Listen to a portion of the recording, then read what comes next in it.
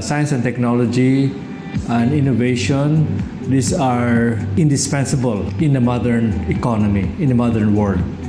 We held a meeting at the MSI, and we resolved among about 6 to 8 of us, local members, first to form PAASE Philippines so that we could continue to host meetings here, but also to go on a massive campaign to try to get support from the national government through the legislative and executive branches to invest more in science and technology. So it started with a white paper, a position paper that we co-authored among 6 of us, namely Ernie Pernia, Cesar Saloma, Rador Asansa, Toby Dairita Fataneo, and Alvin Culaba de la Salle, and myself.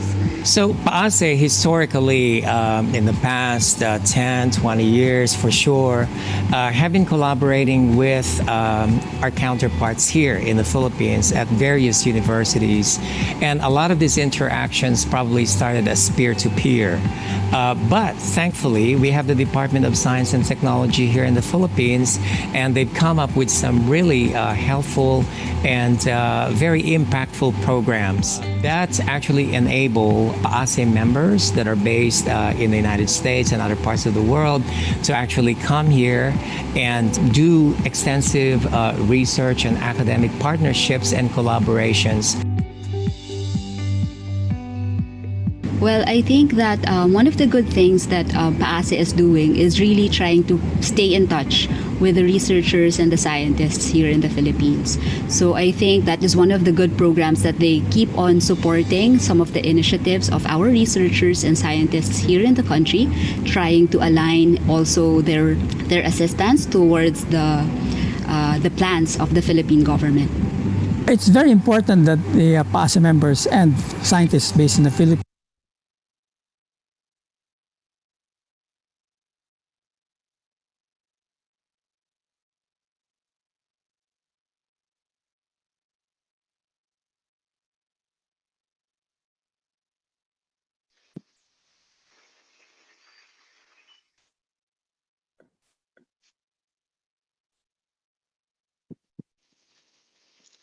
Good morning, everyone. In a few minutes, we will start this session.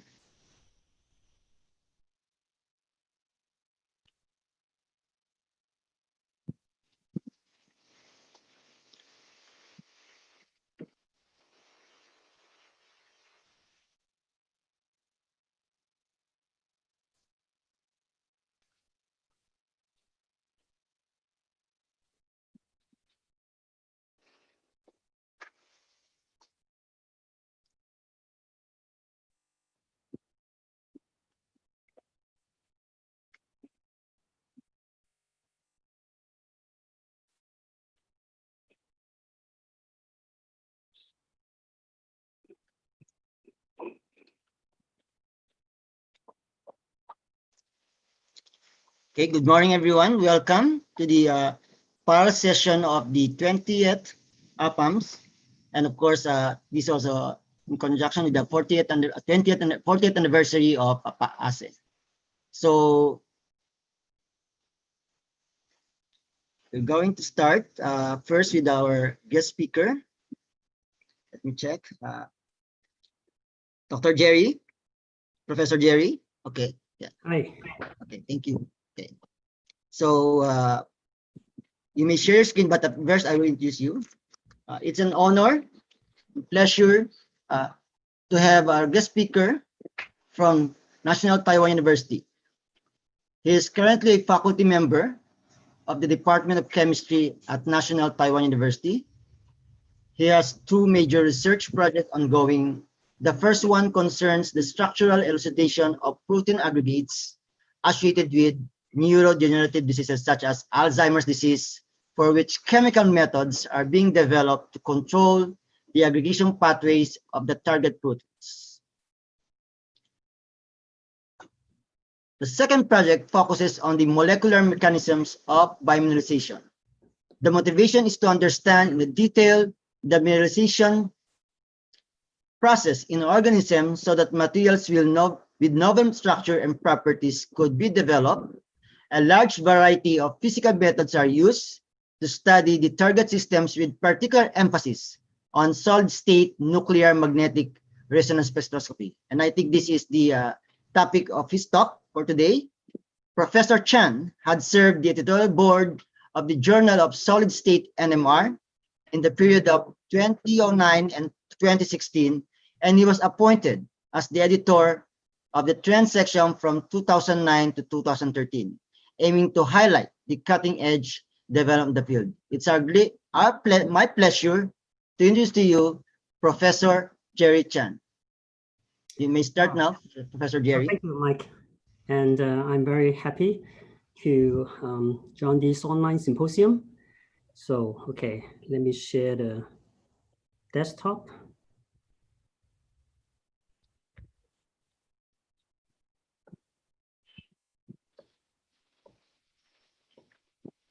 Okay.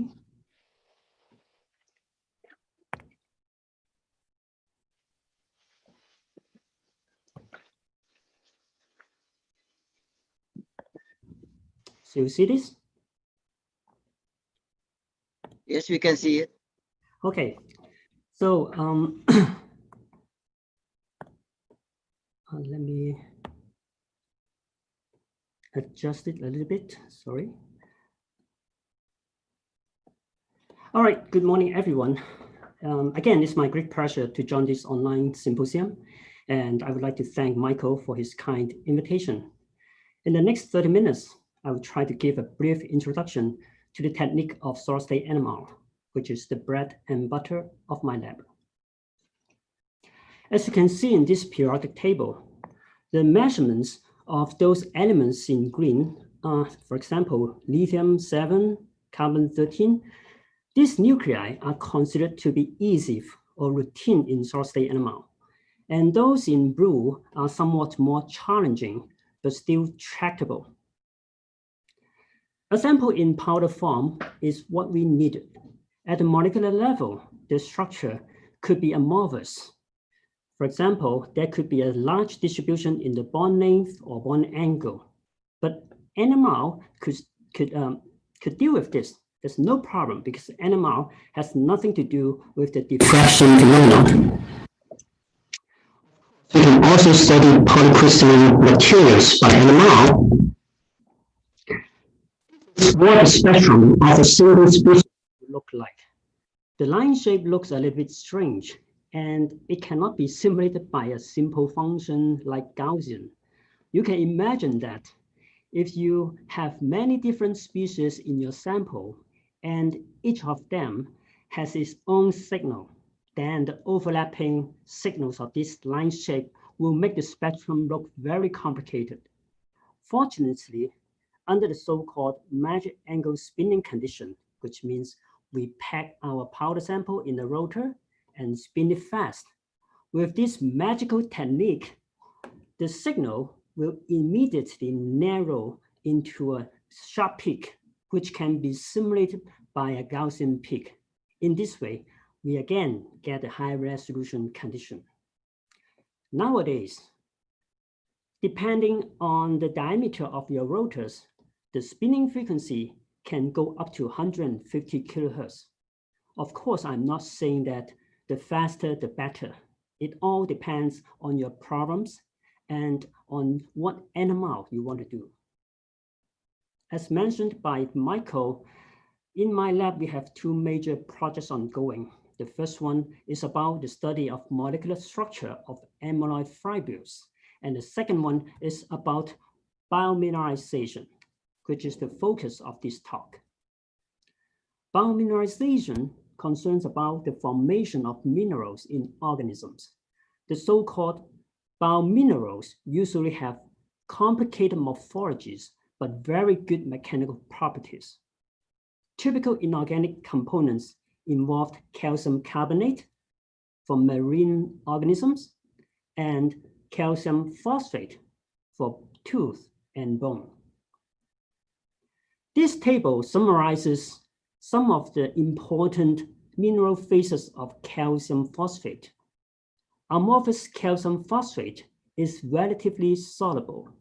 Because of its non-crystalline nature, we don't know much about its structural feature. On the other hand, HAP, hydroxyapatite, is the most stable form of thermodynamically the most stable form of calcium phosphate. HAP and ACP are the two very important mineral phases in bone and teeth. This slide illustrates the formation mechanism of bone. It has been suggested that calcium phosphate encapsulated in matrix vesicles at the initial stage of bone formation is very important and difficult to understand. So to clarify the underlying chemistry, we want to develop a simple model system.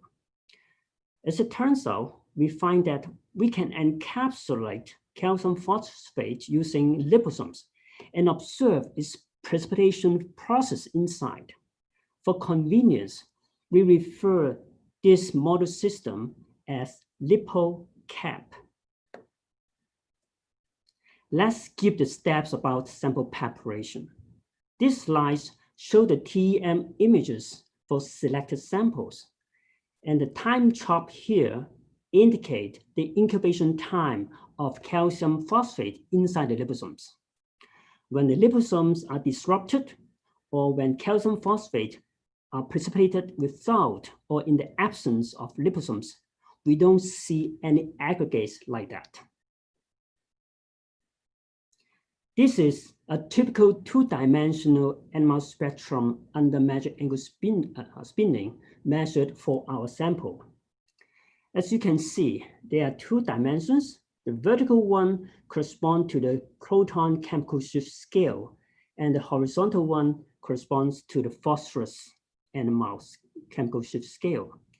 And therefore, this technique is called heteronuclear correlation, because for each of these signals, it always has two chemical shifts. One is from the chemical shift of proton, the other one is from phosphorus. And the acronym of this technique is called HECOR. In this spectrum, you can see that there are three major components. Let's consider the top one first. With this chemical shift scale, we find that this signal has a proton chemical shift about 0.2 ppm and a chemical shift of phosphorus of about 3.2 ppm. With the spectrum of hydroxyapatite as our reference, it is very clear that in our 3-hour sample, we had already got some simple, very small hydroxyapatite crystallized. We were also able to prepare pure amorphous calcium phosphate as another standard.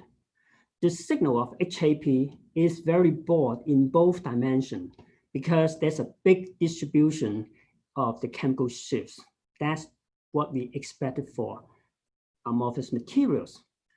By comparison of these two spectra, we say that these two components probably is due to a disordered phase inside this sample, and its environment is very similar to ACP. And the signal indicated here for this one represents the phosphorus species existing as orthophosphate in close proximity to structural water. In this cartoon, we use triangle to represent the phosphate ions, and the circle represent the water molecules. For the second component, the species should be hydrogen phosphate. Here we see that this triangle is touching upon this circle as a representation. As the incubation time increases to 7 hours, we find something very interesting. The signal of this disordered phase get narrowed in the phosphorus dimension, but it remained very broad in the proton dimension. This feature suggests that the disordered phase has more ordered arrangement of the phosphate ions, but it remains an amorphous phase because of the random distribution of the structural water, and therefore we name it as amorphous matrix 2. Eventually, when the incubation time goes to 17 hours, the majority of the signal has transformed to apatite, as we have told you that hydroxyapatite is thermodynamically the most stable form of calcium phosphate. So the results make sense. So now we have two pictures. One is amorphous matrix 1, amorphous matrix 2, and these are the hydroxyapatite crystallized. But what about their relative proximity? Are they close to each other or they are physically separated? To answer this question, we try to use the so-called spin diffusion experiments to probe their relative proximity. We don't want to go into the details. Here, I just want to show you the results. The fitting of the normalized data look very good. And the idea is the shorter or the smaller this time constant, the closer the proximity of the two phases. So from this data, we infer that the apatite phase is well embedded in the disordered phase. Overall, we conclude that the apatite domain actually grows at the expense of the amorphous domain. Instead of this, some people would say it could be dissolution with precipitation for its phase transformation. But here we find that it's not the case. It's probably occur via the solid state transformation pathway. With this simple model system, of course, we can further investigate the modulation of the crystallization kinetics in the presence of organic additives or proteins. In addition to model systems, we of course can use animal to study biominerals such as teeth. To me, the most fascinating teeth sample are from sharks. Yes, because sharks do not have dental caries, even they never brush their teeth. Of course, the main reason is that sharks will replace their teeth continuously. But it is also important that the major inorganic phase in shark teeth is fluoroapatite. And we know that fluoroapatite, FAP, has much lower solubility than HAP. And therefore, FAP can better resist acid erosion. That's why you will most likely find some sodium fluoride in your toothpaste. But is FAP the only fluorine-containing species in shark teeth? I hope you agree that the best method to check is fluorine-19 NMR. My student somehow got a shark head from a local fish market. We took the teeth at different regions, which are presumably at different growth stage. The fluorine-19 NMR spectrum of shark teeth looks more complicated than what we expected. Here we have two synthetic compounds as our reference. One is FAP, the other one is calcium fluoride. The peak labeled by asterisks are the spinning sideband of the major peak, so we don't need to worry about this. Overall, we find that there are at least 4 different species in the spectrum of the shark teeth. You can immediately tell that the major species is FAP, as expected. However, for really pure FAP, we should not see this shoulder. So a more careful examination of its synthetic procedure reveals that this shoulder peak actually comes from the calcium fluoride. And therefore, with this, we argue that this shoulder we observed in the spectrum of shark teeth is also due to calcium fluoride. And here is the fluorine-19 and proton head-core spectrum. For comparison, we also show the 1D fluorine spectrum we just shown in the previous slide. And this trace in gray is the projection of this 2D spectrum along this proton dimension. And we can see that they look somewhat different, but that's expected because of their difference in technique. Nevertheless, we just need to focus on each of these signals. And for the first one, based on its correlation peak position, we assign this as hydroxyfluoroapatite, which means that its lattice is apatite-like, but for some of the hydroxy ions, it has been replaced by fluoride ions, or the other way around. And its peak position actually appears at here.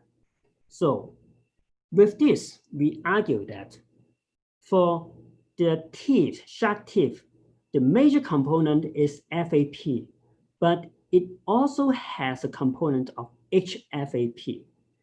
And this is the first evidence or the first such statement due to a sausage NMR. And the second correlation peak, as you can see from its chemical shift position of the fluorine and proton, we assign this to calcium fluoride embedded in amorphous calcium phosphate matrix. And for the third one, after checking its chemical shift and compared with the literature data, we assign this as the defective site of the apatite lattice. With this, we are able to deconvolute the fluorine NMR spectrum of the shark teeth. You may wonder, hey, Jerry, you can fit anything you like with these 3 Gaussian because the spectral feature here is not very good. But I would like to emphasize that the peak position of these Gaussians and their associated line width are actually determined by the previous head-core. Here in this deconvolution, only the intensities are varied. So therefore, we are confident on the quality of this fitting. Using this technique, we can repeat the measurements on shark teeth at different growth stages. We want to see whether there are some data trend in the speciation of FAP and HFAP. Well, however, we don't see any. Anyway, we do notice that there is a significant amount of defective site in the outermost teeth. This is not surprising because the OA sample, which denotes the outermost teeth in the anterior region, this is the most mature teeth and will be very soon replaced. So this finding that it has a lot of defective sites is not surprising. Perhaps the most interesting information in this slide is that there's a significant amount of potassium fluoride present in the shark teeth. We don't know why. It may be a very interesting issue for further investigation. So that's all for calcium phosphate. And now I would like to switch the gear to calcium carbonate. In recent years, it has been well accepted that magnesium stabilized amorphous calcium carbonate is the precursor phase of biogenic calcium carbonate. One argument is that the non-crystallinity of MgACC can be exploited to build many fascinating architecture in Mother Nature. To characterize the structure of MgACC, we again suggest solid-state NMR. The sample preparation of MgACC is relatively simple. We mix the solution of the cation and anion in a very small volume and then collect the precipitate in ice-cooled acetone. Then using ICP mass, we find that the magnesium content of our samples really depends on the pH of the solution and the initial ratio of magnesium ions to calcium ions of the mother liquor. Next, we want to find out whether the environments of the carbonate ions has anything to do with the magnesium content. So we have carried out carbon-13 source-A animal study on these 5 samples. And this is the typical results. Again, we find that the line shape is asymmetric, and we use 3 Gaussians to fit it. For this component, for the ACC, amorphous calcium carbonate, the peak position and the peak width have been determined from the spectrum of pure ACC.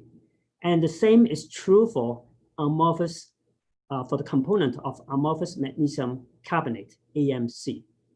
And this one is due to bicarbonate. And with this deconvolution, we were able to determine or estimate the relative amount of ACC, AMC, and bicarbonate. The results of these 2 samples, when we look at its magnesium content, the results are in very good agreement with the ICP mass. However, for the rest of the 3, the agreement is not good. Why? Well, we suspect that here, when the magnesium content is high enough, it will aggregate to form AMC. And therefore, the signal of AMC represents nicely the total amount of magnesium in the sample. However, for these samples, the magnesium ions could well disperse in the matrix of ACC. And therefore, we don't see many signal of AMC. Is it the case? Are these ACC and AMC are well mixed in our sample? We can answer this question again by source-A NMR. This time, we use the technique of homonuclear correlation because both dimensions correspond to carbon-13 NMR. And the way to read this is similar to what we have learned in HACCO. For example, for this red trace, it's a narrow ridge. So the ACC component will correlate to ACC component. That's not interesting. That's what we expected. Again, in this position, we say the AMC component is correlated to AMC component. And now when we switch on the interaction time such that we let the ACC and AMC interact. So if they are in close proximity, they will talk to each other. Indeed, when we look at this black trace, we find that the signal of the ACC, actually, it will correlate to the signal of AMC. And this is the cross-peak between these 2 components. Let me repeat again. This is a cross-peak, okay? And its one origin is here due to the AMC. And another origin, when we project it into this dimension, is the ACC. And therefore, this peak is a strong evidence saying that ACC and AMC are in close proximity. So we draw this cartoon to represent what we have found. Furthermore, we can use source-A NMR to show that there are 4 different carbonate ions and 1 water molecule surrounding each of the magnesium ions. And therefore, with that, we could use NMR to show MgACC is not completely random. Well, I think I'm running out of time, and let me skip this. And but before I finish, I want to emphasize again that In this talk, we have just covered the animal of proton, fluorine, phosphorus. And in fact, there are still a lot of opportunities out there. And I hope you can find your favorite element in the green squares. Finally, I would like to thank my longtime collaborator, Dr. Huang, who is the animal manager of our animal facility. And thank you very much for your attention.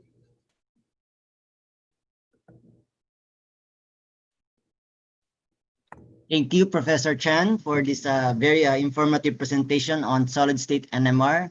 And in fact, I just learned the interesting applications of this instrument. So I'm just, I can give you one quick question because of the interest of time. We have to proceed to the next speaker. But can you give us like a brief answer on the potential application of this to a more heterogeneous material like geopolymer? Is it possible to characterize, for example, phosphate-based geopolymer using solid-state NMR? Yes, of course. For the geopolymer, can you see the slide again? Yes. So for geopolymer, I think a silicon NMR would be very useful, and aluminum NMR would be very useful. And therefore, I think we can use it to characterize the environment of geopolymer. And because, as I said, NMR can be used to study amorphous or crystalline materials. Thank you, Professor Chen. So please stay in this webinar because after the first half, we will have a Q&A forum. Of course, there are questions from the participants. We will address in this webinar as well. So thank you, Professor Chen, and I hope you will be still here until 10:30. Oh, sure. Okay, so for the next speaker, let me introduce to you my colleague and my friend. He is a professor of civil engineering and the editor-in-chief of the CMU Journal of Science at Central Mindanao University. His research interests are in the fields of geo-environmental engineering, engineering geology, environmental hydrogeology and geochemistry, environmental mineralogy, and solid waste disposal engineering. He received his BS in civil engineering magna cum laude from CMU, while he acquired his MS in environmental technology from Thammasat University, Thailand, with his full scholarship. As a Mombu Kagakusu scholar in Japan, his doctorate degree in solid waste resources and geoprocessing engineering was completed at Hokkaido University, Japan, and finished his postdoctorate studies at the same university as a BCDA Research Fellowship Guarantee. He is also a recipient of various awards from CMU, PAASE, and DOST Pictured. He has been associated with numerous research works and projects as principal investigator and co-principal investigator, and is currently involved in ongoing DOST Pictured funded 3R for Green Mining Research Program. Everyone, please welcome Dr. Einstein M. Opiso. Dr. Einstein, you may share your screen.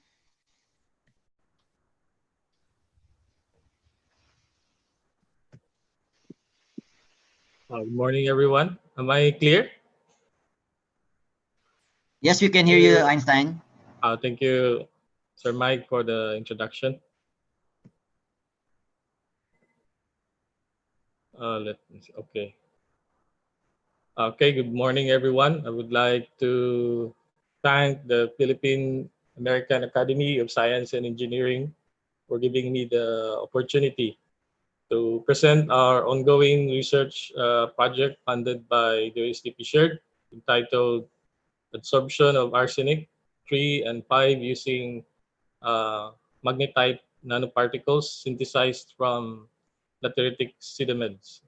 So together with me in this research project is our RAs and project staff, namely Mr. Ramos, Mr. Definado, and Mr. Gabian. So we all know that the Philippines is a highly mineralized country, and it is one of the world's top sources of nickel laterite.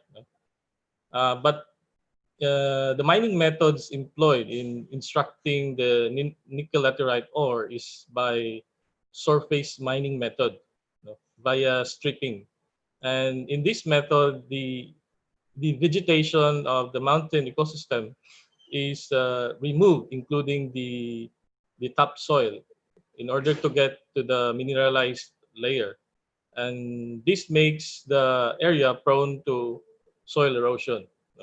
And since the Philippines is a tropical country with high rainfall intensity, so siltation problem is prevalent if not properly managed, just like these photos that are shown in the figures, in the slides. And we all know that during the reign of Miss Gina Lopez as DNR Secretary, there were more than 20 nickel laterite mining companies, most especially here in Mindanao, were ordered closed. No? And due to this siltation problem, it can affect our coastal and river ecosystems, as well as farming. And rice in particular is known to be highly susceptible to iron toxicity if exposed to lateritic soils like those found here in Mindanao. So in response to this problem facing by the mining companies here in Mindanao, our research group, composed of green mining advocates from De La Salle University with Dr. Mike Promentilla as our program leader, and also from MSU IIT and Central Mindanao University, were able to come up with a research program to help address the siltation problem encountered most of the nickel laterite mining companies here in Mindanao. And our ongoing research program funded by DOST Shared is entitled 3R Approach to Sustainable Management of Mining Waste, Reuse, Recycling, and Reprocessing for Environmental Remediation and Material Valorization. Or in short, we have this research group as a 3R for green mining. And in this program, we employ the 3R approach defined by Draki as reuse, reprocessing, and recycling, wherein reuse means an approach that searches new use or application of the mine waste in its original form, while reprocessing refers to our approach where the waste is used as feedstock for producing a valuable product, while recycling refers to an approach that searches for new valuable resource ingredients that can be extracted. So the research focus of 3R for grain mining is the waste rock and mine waste, which will eventually be accumulated in the siltation ponds from nickel laterite mining. So we are not concerned with the mine tailings, but on the waste rock, rock dust, or loose sediments which are susceptible to water erosion. So here are the 4 program components of our research program, and for CMU, we are in charge with the recycling and reprocessing of this silt for wastewater treatment applications. So this is our component project entitled Recycling and Reprocessing of Siltation Sediments as Raw Materials for the Synthesis of Iron-Based Novel Adsorbents. So our main objective of our research project is to extract the extractable iron from periferous siltation sediments, and then employ co-precipitation method to synthesize iron-based nanoparticles for arsenic adsorption application. So here are some of our photos during our field sampling in one of our partner nickel mining companies in Mindanao, Philippines. On my left side is one of the siltation ponds where we collected our silt samples. No? So after that, we do some characterization of our silt, and we use particle size analysis and X-ray diffraction to characterize its particle size, distribution, and mineralogy, respectively. And based on the results, the particle size at D50 is at 4.62 micrometer. And for the mineralogy, it's mainly composed of goethite and some other detected minerals were quartz, muscovite, and as well as magnetite. For the elemental composition, our silt is composed mainly of around 60% iron in terms of oxides based on our XRF analysis, and this result corroborated with the results of our elemental mapping using the SEM ADX analysis. We collected samples also from the mining company, samples of limonite and saprolite, and our the iron contents are comparable with our silt samples. So here is our final magnetite synthesis pathway. After several attempts, we're able to came out with this synthesis method using the co-precipitation method known in literature, but with some minor modifications. No? So here are some of the photos during our synthesis process. On my left side, the photo of the extracted iron and elemental iron. No? While here on my right side is the magnetite samples that we have synthesized subjected to magnetic field. After that, we also characterize synthesized magnetite nanoparticles using XRD analysis and SEM analysis. No? And based on XRD, the resulting product varies depending on the drying method we use, in which the freeze drying method is the most appropriate way to produce magnetite nanoparticles. If you just dried it using via air drying or sun drying, then magnemite will form, no? Maybe due to partial oxidation of the magnetite samples. And if you will not wash it properly, then some halite minerals can be detected as well. And based on our SEM analysis, our magnetite samples or synthesized magnetite nanoparticles showed rod-like structures with length of up to 200 nanometers. So for our preliminary absorption experiments, we have so far investigated the effect of different magnetite loading, which varies from 0.25 to 2.0 grams per liter with known concentration of arsenite and arsenate. And these were reacted for several minutes to hours and for time-dependent analysis and determination of maximum absorption.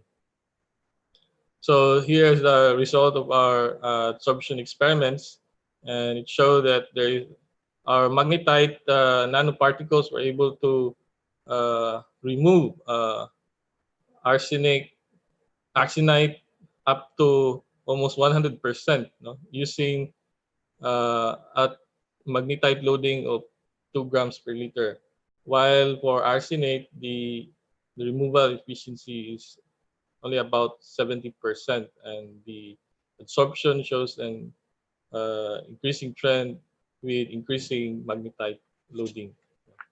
And we do also the linear fitting of our of the absorption of arsenite and arsenate by synthesized magnetite nanoparticles, and the linear fitting results show that our the trend follows a pseudo second order kinetics, and the slope of the in comparison between arsenite and arsenite and arsenate, the slope of arsenite is much higher compared to arsenate. So for our major findings and future directions, as this project is still ongoing, so based on our results, the study was able to utilize silt from nickel laterite mine area to produce magnetite nanoparticles. And based from the results, the litholytic silt samples that we obtained contain significant amount of iron and can be reprocessed into magnetite nanoparticles via co-precipitation. Then the synthesized magnetite nanoparticles would be possibly utilized as adsorbents to remove arsenic from contaminated water with high removal efficiency, particularly for arsenite. And one of our future direction is for complete characterization of our synthesized magnetite nanoparticles with adsorbed arsenic. And we try to study or explore the effect of various parameters in the absorption of arsenic by our synthesized magnetite nanoparticles, as well as explore other potential applications of synthesized magnetite nanoparticles.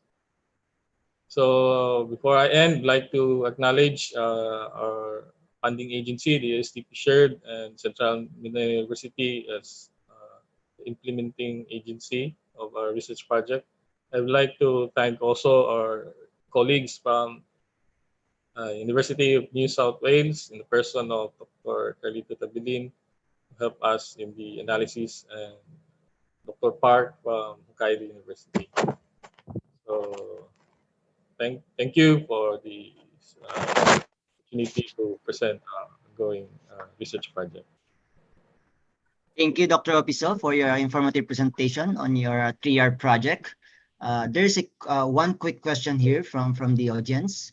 Have you determined the particle size distribution of the salts from your synthesis magnetite? And do you have any evidence that it's really a nano size particle?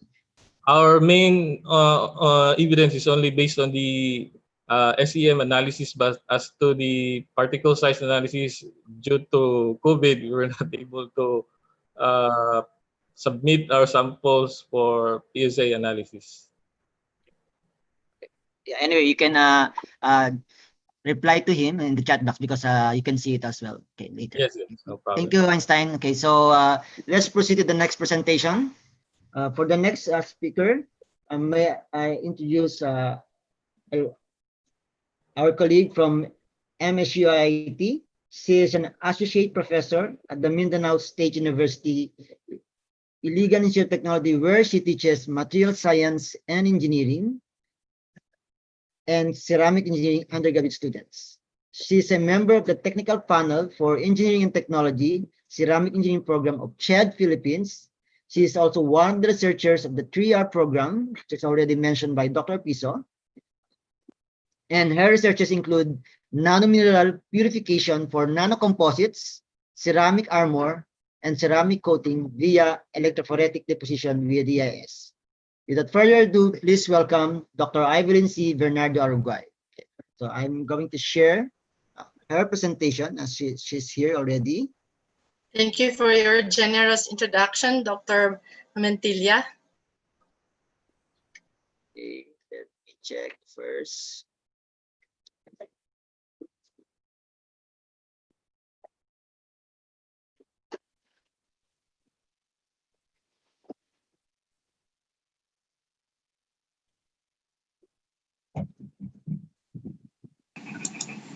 Is it okay? Can you see it? Good morning, PAASE. None yet, Dr. Michael. Okay. Let me check what happened.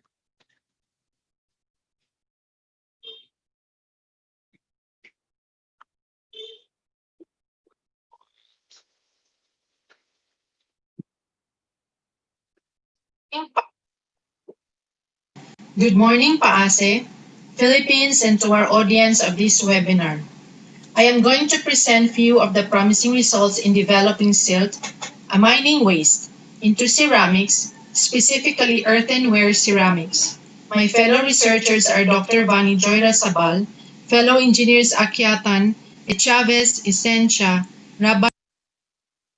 This investigation is part of the DOST PAASE-funded project titled Recovery of Nanominerals and Minerals from Silt for Various Ceramic Applications under the research program on 3R approach on sustainable management of nickel laterite ore mining waste, reuse, recycle, reprocessing for environmental remediation, and material valorization in collaboration with the La Salle University, Central Mindanao University, and Agata Mining Ventures Incorporated, the industrial partner of the research. DLSU has projects 1 and 4, CMU has project 2, Mindanao State University Iligan Institute of Technology has project 3. MSU IIT is located in Iligan City in northern Mindanao. Visit Iligan City and see at least 3 of the numerous majestic waterfalls: Maria Cristina Falls, Tinago Falls, Limonsudan Falls, and many more. Iligan City is also near to various mining industries. This is the Philippine map showing few of the mining industries. A number of mining industries are mostly located in the northeastern part of Mindanao. This picture shows an aerial view of one of the nickel mining companies in Surigao del Norte. One of the challenges addressed by the research program is the valorization of mining waste, specifically the silt, collected in various siltation ponds of the mining industries, which could reduce undesirable overflowing of silt to nearby bodies of water, such as rivers and shores. The silt is developed as a primary raw material for various ceramic applications. Silt and its sediments have been investigated for incorporation in ceramic tiles and bricks, or processed as ceramic pigment, etc.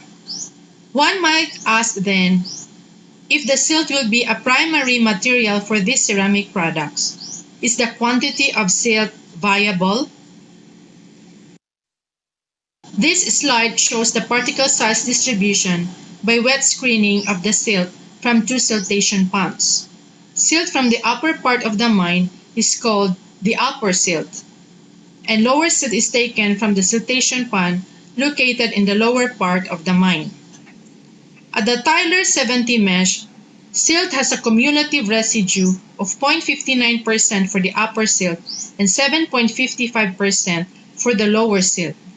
This means silt requires low power requirement or big savings on power consumption to remove its residues and to reduce its particle size. For a typical volume of silt in 3 years as shown in the purple table, 92.45 to 99.41% of silt can be used for production of certain ceramics. This is a lot of silt. So how about the oxide analysis for ceramic production? This slide shows us the oxide analysis of various silt and clays. The top table shows oxide analysis of silt by zone. The second table shows oxide analysis of yellow river silt. The blue table shows oxide analysis of a red clay, Maria Cristina clay, found in Iligan City, and of a commercial ball clay of Choco Company. The bottom green table shows oxide analysis of upper and lower silt of this study. Silt of Zoe and Yellow River silt showed highest SiO2 content. Meanwhile, the local Maria Cristina clay and the silt have SiO2 even below the SiO2 of the ball clay of Choco. The varying oxide analysis could be due to the varying mineral composition of these samples. Furthermore, one striking information common to the local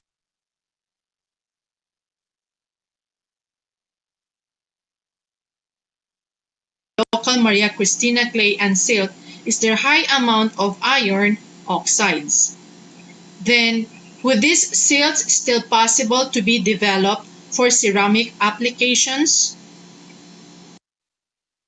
Certainly yes. Maria Cristina clay has been developed to produce a Buckner funnel by slip casting method. The filtration rate of the MAC Buckner funnel is comparable to a commercial Buckner funnel. Furthermore, one of the earliest development of Philippine red clay, specifically from Caraga region, for structural ceramics is production of ceramic roof tile via slip casting. This was in 1998 by Arugay and Company.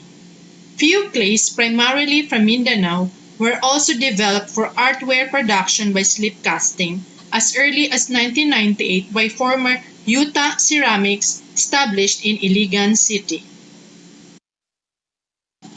These asymmetrical artwares via slip casting method were produced without addition of white clays, ball clays, and other established commercial clays. This is a ternary diagram showing the combination of ceramic raw materials in producing certain ceramics. The common raw materials are located on the apex of the triangle, namely feldspar, quartz, clay, or clay mineral substance, which could be in pure or in combination of white clay, ball clay, and red clay. The target product of the study is to develop earthenware by slip casting method. So where does silt belong? This shows a typical mineral profile of a laterite showing presence of clay laterite, which mostly goes to the siltation pond as silt. Then silt will now replace the clay mineral substance. This is the slip casting process showing general beneficiation and green production steps. The ceramic production basically involves raw material preparation, forming of the green product, and heat treatment. Slip are usually made up of constituent powders. A dispersing agent for this study, sodium silicate, is used to stabilize the powders against colloidal forces, and a solvent, usually water, to control the slip viscosity and facilitate casting. This stage involves formulation, reformulation, batching, rebatching based on Brongniart's equation and ceramic engineering calculations. If one cannot form the green product or unfired product, there is absolutely nothing to heat treat. So the stage of forming the green product is the make or break your heart of the production. The slip casting method is chosen due to its versatility in producing either hollow or solid products, simple to sophisticated design, and symmetrical or asymmetrical products. Based on the figure, slip casting has the highest water content requirement but has the lowest pressure in forming the cast. There are two common types of slip casting, the drain or hollow casting and solid casting. In drain casting, the slip is poured into a porous plaster mold so that the water from the slip is gradually absorbed into the plaster to form a firm layer of clay at the mold surface. After such time, the excess slip is drained and the remaining cast on the mold is allowed to dry for demolding the product from the mold. Solid casting starts also with pouring the slip to the plaster mold. However, draining of slip will not be done to form a solid cast which will be demolded at a later time. This is a showroom of a bathroom showing various sanitary ceramic wares. Products with yellow boxes are generally produced by drain casting, like the wash basin and its fixture cover, bathtub, water tank and cover, and toilet bowl. The products with red circles, such as wall and floor tiles, are commonly produced by pressing, but can also be produced by solid casting. The presentation of the casting properties will be limited to cast thickness, casting time, and casting rate, which is the ratio of the cast thickness to casting time. In drain casting, casting time includes draining and demolding time. Draining time is from pouring the slip to draining of the excess slip, and demolding time is from draining the slip to removing of the cast from the mold.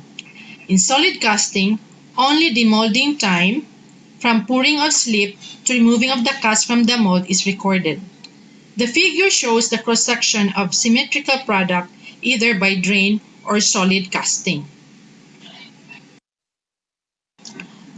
casting problems which will lead to at least either undesirable flabby cast or brittle cast are shown on the slide. A casting rate mold and casting rate specimen have been used in determining the cast rate. Vernier caliper is used to determine the thickness of the wet cast. This graph shows draining time in blue dots, demolding time in red dots, casting time in gray dots. Thickness of the cast is also shown in yellow dots. The abscissa shows the upper silt at 1, meaning 100% silt, then added with feldspar to the silt in increasing order from 2 to 6. This figure shows pure upper silt can be casted. The addition of the feldspar does not show a clear trend on casting time but seems to increase along draining time. Furthermore, the molding time seems to dictate the casting time of the slips of the formulated upper silt. This figure shows few casting properties of slips of lower silt. Increasing the feldspar content increases the thickness of the cast as thick as possible at 7.2 millimeters, which is thicker than cast of upper silt. Furthermore, both draining and demolding time seem to contribute to the casting time of the cast. This shows that both pure upper and pure lower silt can be slip casted. Cast from upper silt can be casted at a shorter time than from lower silt. Hence, upper silt have higher casting rates than lower silt slip, even if lower silt slips attained higher thickness of cast than counterparts of upper silt. Lower silt have better synergy of draining and demolding time, resulting to a more predictable casting time than slits of upper silt. Lower silt was found to require lesser amount of deflocculant than upper silt slips in attaining similar fluidity for slip casting, which leads to recommend to determine the mineral composition of both silts. Furthermore, addition of feldspar to the slips of the lower silt could produce a thick cast of 7.2 millimeters, which is desirable for solid casting.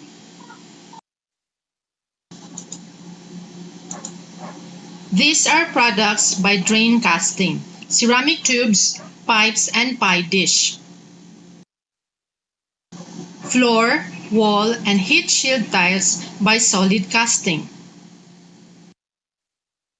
Teacup set, which is a combination of solid drain casting. Wares with yellow boxes only are formed by drain casting. Wares with both yellow box and red circles have hollow and solid parts formed by combination of drain and solid casting, respectively. This 20.5 by 20.5 centimeter tile has a protruding Filipino sarimanok design. This shows the versatility of the silt, forming uneven surface features with an average wet cast thickness of 14.5 millimeters plus 2 millimeter thickness of the embossed sarimanok, which is challenging in slip casting, especially using red glaze, which thickens if left at rest for long period of time, and most especially with mining silt. But this study has proven silt from siltation ponds of mining industry can be slip casted in forming hollow and even thick solid cast with symmetrical or asymmetrical design of ceramic products. Maraming salamat po. Thank you, PAASE 2020, for this opportunity.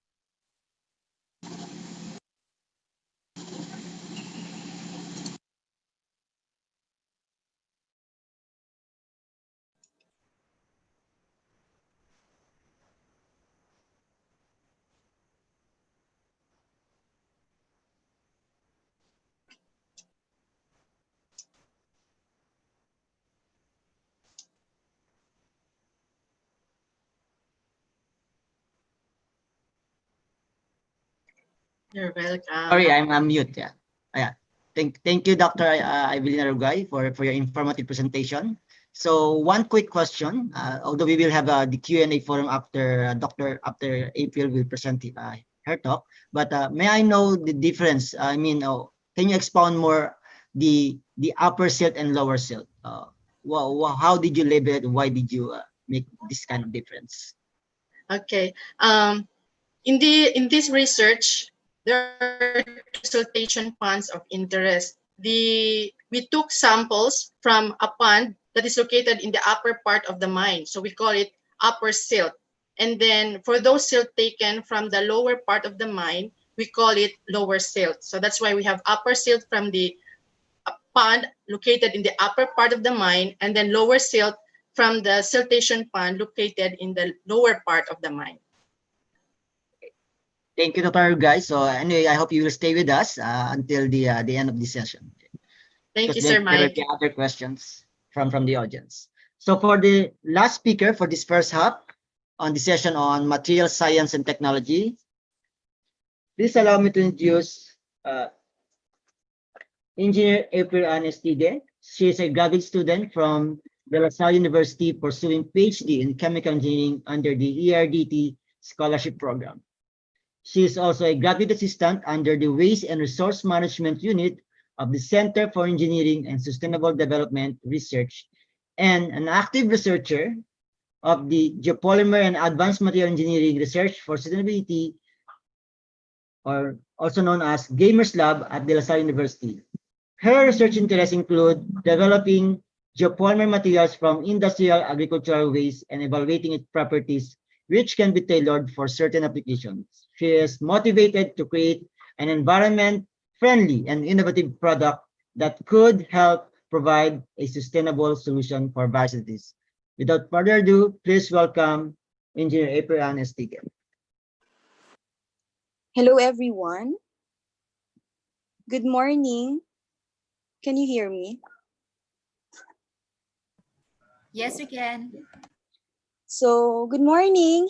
I am April, and I am an active member of Gamers Group from De La Salle University and a PhD student who aspires that someday our works in the laboratory can be turned into useful product that the society can benefit from. I will be presenting our study entitled Geopolymer from Nickel Laterite Mine Waste and Coal Fly Ash.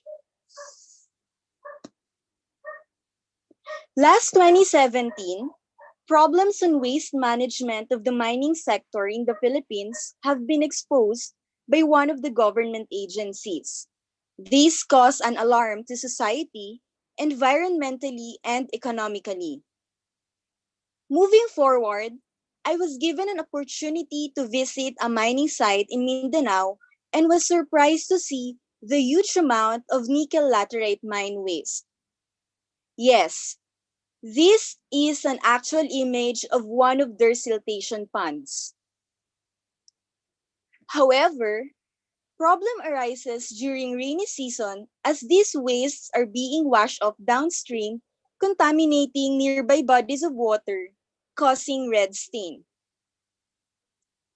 Similarly, coal fly ash, a byproduct of thermal power plants, is usually disposed of in landfills. This may contribute to air and also to water pollution, causing environmental burden if not properly managed. This made us realize that as a researcher, something must be done on it.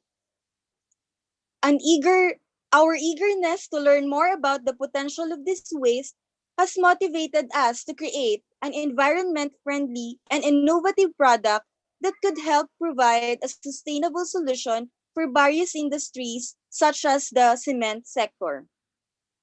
In this regard, our study proposes the utilization of nickel laterite mine waste and coal fly ash as a precursor to produce geopolymer that can be an alternative or a substitute to cement.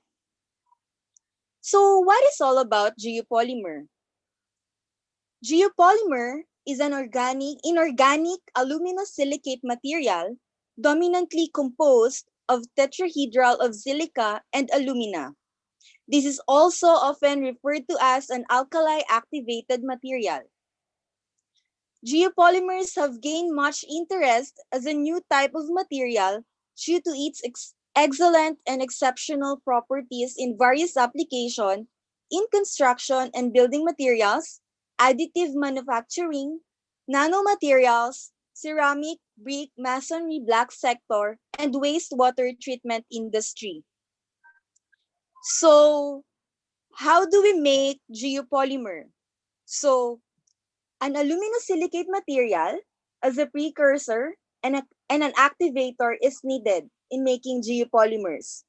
The activator can either be an acid or an alkali.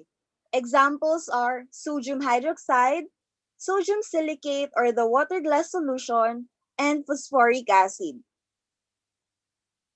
Meanwhile, some examples of aluminosilicate material include coal fly ash, kaolin, metakaolin, rice hull ash, and bottom ash.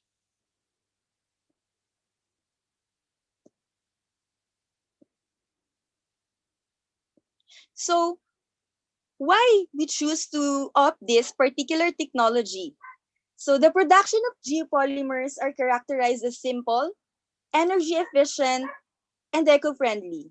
And the final products have excellent durability and mechanical properties based on the different studies that has been conducted. Thus, our study aims to synthesize geopolymer from nickel laterite mine waste and coal fly ash, and this also aims to evaluate its properties through various analytical techniques. The research method comprises 5 steps: the raw material preparation and characterization, the synthesis part, the optimization, and lastly would be the product characterization.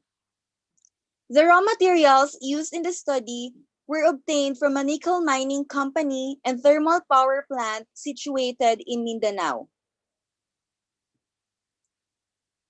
The design of experiment used in this study is response surface methodology, and the following parameters were considered.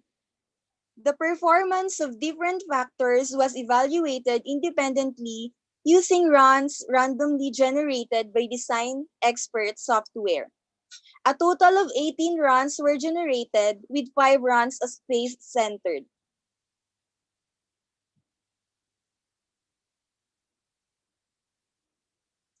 The highlights of the findings that will be discussed in the following slide were an excerpt from our study. For more details, you may scan the QR code shown on your screen for the copy of our paper.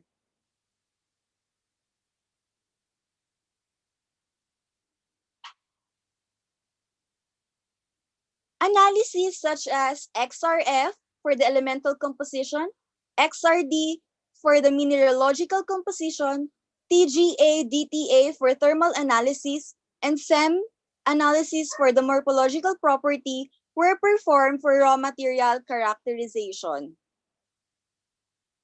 The results of the chemical composition showed that the nickel laterite mine waste, or I will refer it to as NMW, and coal fly ash, or CFA, are composed of oxides of silica, iron, and aluminum. The presence of aluminum and silicon is a good indication of the suitability of the material as a geopolymer precursor. The mineralogical phase showed that the presence of kaolin, montmorillonite, quartz, hematite, and magnetite. This result is also in agreement with the result of the chemical composition of the raw material wherein oxides of silica, iron, and aluminum are present. On thermal analysis, the result of the TGA-DTA showed the disappearance of some peaks indicates that the dehydroxylation of kaolinite and formation of the metakaolinite that occurs at 700 degrees Celsius. Moreover, the disappearance of peaks in the XRD pattern of the NMW after the calcination confirms the dehydroxylation process. As for the product characterization, the result of the 28 compressive strength of the 18 runs ranges from 2 MPa to 22 MPa. The compressive strength increases as both the NMW composition and the activator to precursor ratio decreases. This implies that the aluminosilicate present in NMW may be less reactive as compared with the CFA. Hence, the more NMW present in the sample, the lesser the amount of reactive aluminosilicate available in producing geopolymer binder. The geopolymer produced in this study indicates suitability for pedestrian pavers, light traffic pavers, and plain concrete for leveling and structural applications. The result of the SEM images further supports the result of the compressive strength test. The analysis revealed that the geopolymers with 50% NMW and 50% CFA has a cemented surface, resulting to a high compressive strength, while the sample having low compressive strength was observed to have large voids in the microstructure.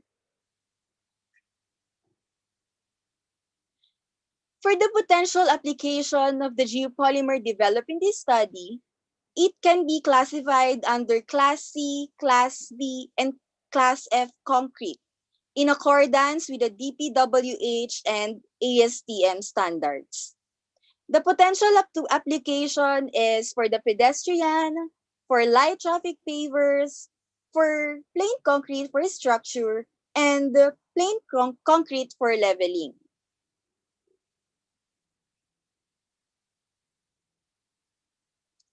Future work will focus on evaluating and investigating the properties of the confirmatory runs. Moreover, it would also be interesting to investigate the effect of the iron content of raw material on the compressive strength and the durability of the material. Also, it would also be worthy to note to explore other potential applications of this particular precursor nickel mine laterite waste for applications such as in geopolymer adsorbent, geopolymer siding, and precast geopolymer. And also, we are looking for more partner industry to field test our produced products. That would be all. Thank you for listening. And I would like to acknowledge our funding agency, the USTP shirt. So this is under the 3R Green Mining Program. And also the De La Salle University as our host.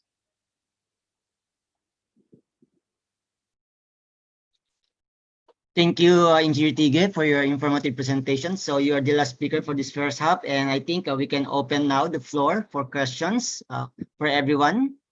Anyway, one quick question to April. May I know the reactivity of this nickel laterite oil? Can you share this to everyone on the challenges or opportunities as regard to the use of this nickel lateritic mining waste? So this nickel laterite mine waste is actually a type of a kaolin clay. And based on the studies that have been made and based also on our experience, this kaolinite clay is not that reactive because it is actually classified as a non-calcined geopolymer precursor. Because in a geopolymer precursor, there are actually two types, the non-calcined one and the calcined one. And for this case, the kaolinite clay or the nickel laterite mine waste is classified as a non-calcined material, and the CF8 that was also considered in this study is classified under calcined. So this one we are having problems with in terms of its reactivity. That's why we undergo with a pre-treatment, which is the calcination process. So in the calcination process, we actually have a paper on in we study different temperatures on on on how can we we assign assign it at an at an optimum optimum level. level. So So in the in the paper that I've paper that shown I've you shown you before, before, the the details details were were present present there. there. Thank you, April. So I think it's Professor Chan's here already. Dr. Opisod, Dr. Evelyn Uruguay. We have some questions as well from the audience. First, Professor Chang, can you expound more about the potential application of NMR in studying cellulosic fiber? Well, as I said, if your system contain silicon, aluminum, it should be okay in principle. But please note that NMR could not be used for samples with magnetic properties. So Magnetite, Magnetite cannot be used. Okay. Thank you, Professor Chan. We have a question to Dr. Uruguay regarding the mechanical properties of, let me check, cannot see it. Mechanical properties of the ceramic ware compared based on the casting process used. Dr. Evelyn, can you expound this? Thank you for that question. Let me lower my volume. Okay. As I have shown a while ago, there are two types of casting. We have drain casting and solid casting. Both drain and solid casting use the same method in determining their strength. We specifically use modulus of rupture test. And the sample there are test bars that are solid cast. So you cannot use a hollow sample in determining the mechanical properties of a hollow cast. We base it on the modulus of rupture specimen or determining the strength of ceramic ware. I hope I answered your question. Can you also address the question from Ms. Raquel? It's about the safety on the use of mining silt to produce clayware. Okay. Based on our presentation, we are not using mining tails. We use silt. So it was really clearly presented to us by the mining industry that the silt did not undergo any chemical treatments. So these are just byproducts of their mining activities. And also, I think there is a study by Dr. Michael Promentilla.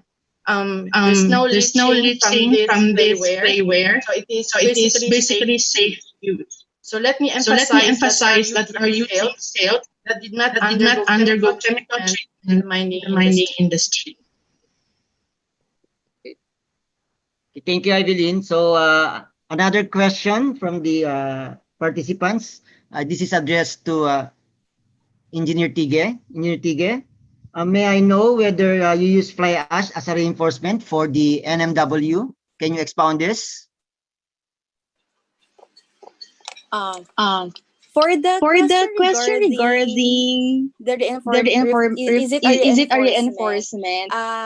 We actually use the NMW to increase the compressive strength and to increase as well the reactivity. So it is an added precursor. Both NMW and coal fly ash are treated as main precursor in producing geopolymer for this study. Okay, so another question, I think this from Dr. Raymond Virtudaso.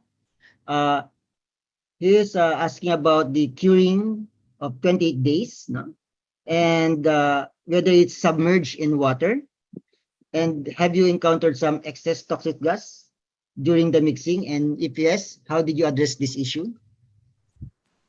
Yes, Yes, we might. we might The the our our pathway pathway doesn't doesn't require require QP for QP for 28 28 days days and no need and no to need to submerge in water. submerge in water. And with And with regards regards to to except exhaust toxic gas toxic during gas mixing, during mixing, we we can can only only produce produce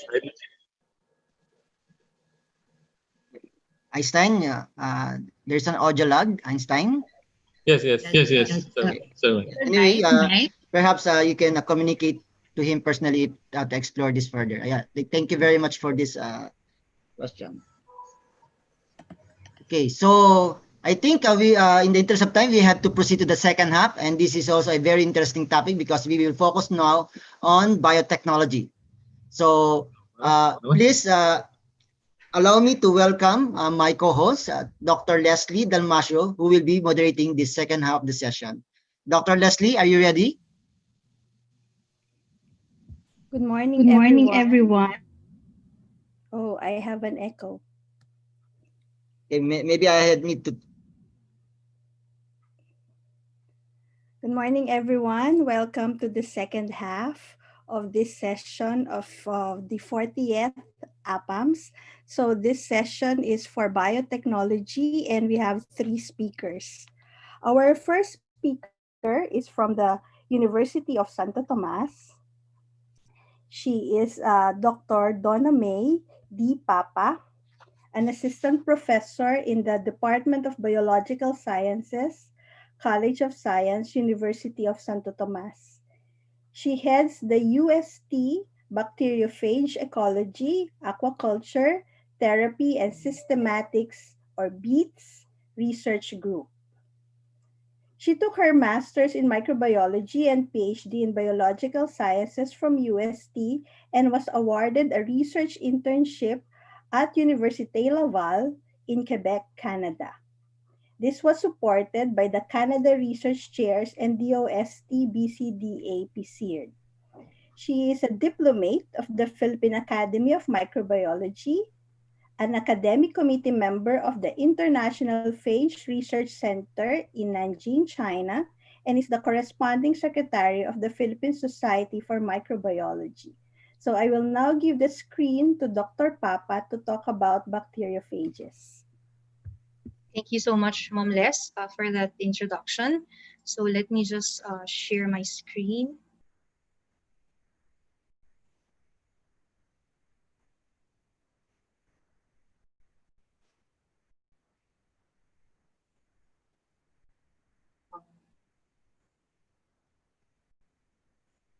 Okay, so good morning, everyone. Thank you, PAASE, for this invitation to present some of our works in UST. So this morning, I will be presenting to you the prospective bacteriophage-based researches for application in medical, food, and aquaculture industry. So I will be showing you some of the works that has been done outside the country, and even some of the things that me and my students have been doing in our laboratory for a couple of years now. So we all know that in 1928, Alexander Fleming accidentally discovered penicillin. But because of the superbugs that has been rising right now, there's now this scary threat to modern medicine of this antibiotics resistance. This is one of a major problem right now, not only in medicine, but also in the food industry and also in the aquaculture and agriculture. So, phage biologists propose this re-emerging method, which is the use of bacterial viruses or bacteriophages, which are very host-specific. They infect only bacterial cells. This is proposed to be an alternate to antibiotics for treatment. The bacteriophages are the most abundant entities on Earth. They are found anywhere and everywhere bacterial organisms are found. That is why they are a very good um, uh, method to solve antibiotic resistance, to treat antibiotic resistance. They are usually found and usually used in different aspects in society. In the food industry, they are used as therapy, biosanitation, biocontrol, and biopreservation for final products by consumers. Just to give you an example, there is one company in the US, the Intralytics Incorporated, which actually has a lot of products for the food industry. One product, the Listex, which was licensed in 2006 by the FDA, is the very first phage product in the food industry to receive generally regarded as safe by the FDA. It is used in meat, cheese, fish, and other products like RTEs. Here's a list of some companies worldwide that are producing phages for the food industry. So in Canada, Netherlands, and the US. In the aquaculture industry, the improper use and improper administration of antimicrobials has already rendered also antibiotic resistance. That is why there are a lot of studies being done already directed to these pathogens, examples Pseudomonas, Vibrio, Aeromonas, etc., and on different animal models. Lecumanon et al. In 2016 proposed a method on how bacteriophages can also be applied in the aquaculture. There are not a lot of products in phages for aquaculture yet, but a product that was produced by a Scottish company won an award in 2018 because it addresses the major challenges of seafood production like food safety, fighting antibiotic resistance, and feed efficiency. So that is one of very promising product prospect for bacteriophages. Now, for I think my favorite, or this is one of the things that phages are really well known, um, phage therapy. So I'd like to introduce to you the George Eliava Institute in Tbilisi in Georgia, which is the top institution in the world that actually accepts patients for bacteriophage treatment. So if you can see here, they have a data from 2007 to 2013, wherein a lot of patients from all over the world are actually going there for treatment, and also uh, they're also they have different divisions like therapy center, you have the bio preparations and the biopharmacy, wherein you can just go there and get a prepared bacteriophage already, or you can bring a patient and have a customized phage preparation. So to give you an example, here is a treatment being done. It was done in Eliava Institute a couple of years back of a minor explosive injury wherein a patient was not responding to antibiotics anymore.